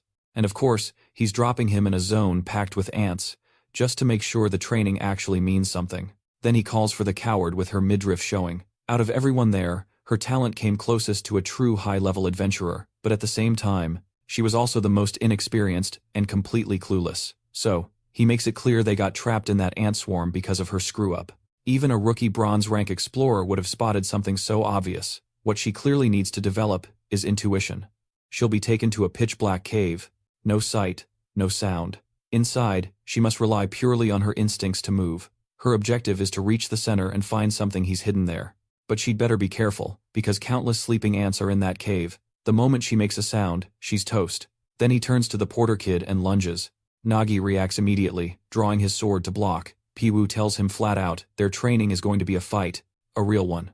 As they spar, Peiwu points out the kid's first problem. He overthinks everything, always looking for patterns and habits, trying to break things down. But that won't always work, especially in dungeons against the unknown. He has to be ready for things beyond his calculations. Piwu knows Nagi developed this fighting style to compensate for his lack of physical strength, but now that style has become a ceiling that's holding him back. He's already figured out that the kid has an inferiority complex, and that's the one thing keeping him from becoming a real adventurer. Nagi snaps back that it makes no sense. Piwu just said if he had even a little talent, he would have easily blocked that hit, and since Piwu knows so much about talent and ether, he should get how hard it is to live without it. Peiwu admits that maybe he doesn't. He used to think the same way. But after studying Aether for years, he learned something important. As Nagi likely knows, this world has awakened ether, and there are 3 ways it can awaken. Through talent, through equipment, and an unknown method. Awakening through talent is what 90% of adventurers experience, obviously. It's like unlocking a new class in a level-up manhwa. That's the easy path. The moment your talent awakens, you're changed forever. Even a guy who has never touched a sword, if he awakens a swordsmanship talent, could wipe out an entire squad of knights. Nagi just says, yeah, I already know all that. It's obvious. Pyu tells him to start paying more attention to his own case. The second type of awakening is through special tools, equipment that's rare, as most gear isn't strong enough to make someone an adventurer. Nagi nods, saying that's why relics are so highly valued. Pyu agrees. He's right, but there's something almost nobody knows. There's a huge difference between a relic and an ether-type item. Both have special abilities, but unlike relics with fixed powers, ether equipment actually grows with the user. The gear itself is ether in physical form. You can feel it, it's tangible. Then he tells Nagi to wake up and see he's already using an ether-type weapon. That fishing rod turned blade he carries, called Disappointment. Yeah, that's one. A rod that can catch anything. Nagi. Realizing what this means, Nagi insists no one's that strong without some talent. Pyu tells him he's still thinking too small. When you're born to wield an item, you must become one with it. Perfect harmony. Only then can you pull off stunts like this. Right then, the fishing hook's tip hits the ground and starts burrowing. What? This dude just used some forbidden fishing technique to catch a fish from underground. It's a creature with traits from the soil it was caught in the ant nest. And yep, eating it would boost his strength even more. He opens his mouth wide and for a second you think he'll take a bite. Then boom, full-on gulp. He downs the thing whole. Nagi just stands there, stunned, having a full-blown existential crisis as his world unravels in real time, all because of this drooling, long-nosed maniac in front of him. Now it makes sense why the gorgeous Agnesa called this weirdo a pervert, and he even called Nagi sweetie. Yeah, that tracks. Now, the next chapter kicks off with Miro's training. She's trying to get through the ant corridor, but no matter how many she KOs, she can't clear a path. She realizes at this pace, it'll take her about 1 million years to escape this place. Meanwhile, all Dezer has managed to do is run from ants. He hits a fork and says, go right, but that's from his point of view. His golem goes left, dead end, boom, explosion. Elsewhere, the lovely Petra is crouched by a corner, hiding from ants and sensing their presence. She realizes these ones seem way more alert than the others, probably because they're used to surviving in the dark. Problem is, that's not her turf, so, how's she supposed to deal with this? The one thing keeping her going is knowing that if it were Nagi, he wouldn't just give up. He'd pull something from his backpack and figure it out. So, she digs into her own pocket and pulls out a cheap little string, a beginner explorer item. But for her, it's all she's got. She focuses, throws the item, and the moment it hits the middle of the room, she expands her aura. She feels it bounce off the ants, allowing her to navigate forward.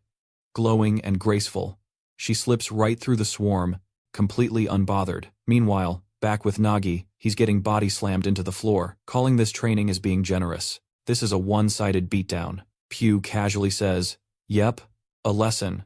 But if the kid's not careful, it might turn into a funeral. Nagi stands up again, only to get smacked across the sword, launched away, and boom, Pyu's already behind him. The creepy guy leans in, whispers in his ear, and flicks his forehead, and says he left himself open. And wow, he actually says, beginners taste amazing. Lord, help us all. Nagi tries to strike back, but the lunatic just dances around him, saying he's way too slow. In a last-ditch effort, Nagi calls for Gluttony, pulls out a mushroom, and chucks it at the freak. It bites, explodes, and nothing. Pyu walks out of it completely fine. He laughs, saying, it's funny how you both use equipment, but the gap is still massive. So, Nagi demands, fine, then tell me the secret, and Pyu just shrugs, saying, I have no idea. Because everyone has different gear. Every piece of equipment evolves in its own way. His only job is to shatter Nagi's mindset, the one where he keeps telling himself he'll never get stronger. Because the truth is, Nagi's convinced himself he doesn't have any talent. But it's okay. Pyu has been there too. He thought the same way for a long time, and that's exactly why he's here. To help Nagi break that thinking. He's going to help him find out what his body is really capable of. After getting wrecked, Nagi just lies there, laughing like an idiot. He finally gets it. Pyu was right. He had been lying to himself this whole time, convincing himself that someone like him could never become a real adventurer, because he watched so many people, some who started with him, others, way after reach the places he wanted to be faster, and all he could do was watch as everyone pulled ahead in this real-life level-up manhwa. In the end, everybody smashed the like button on this video. which helps Mamoru make more juicy content for his viewers.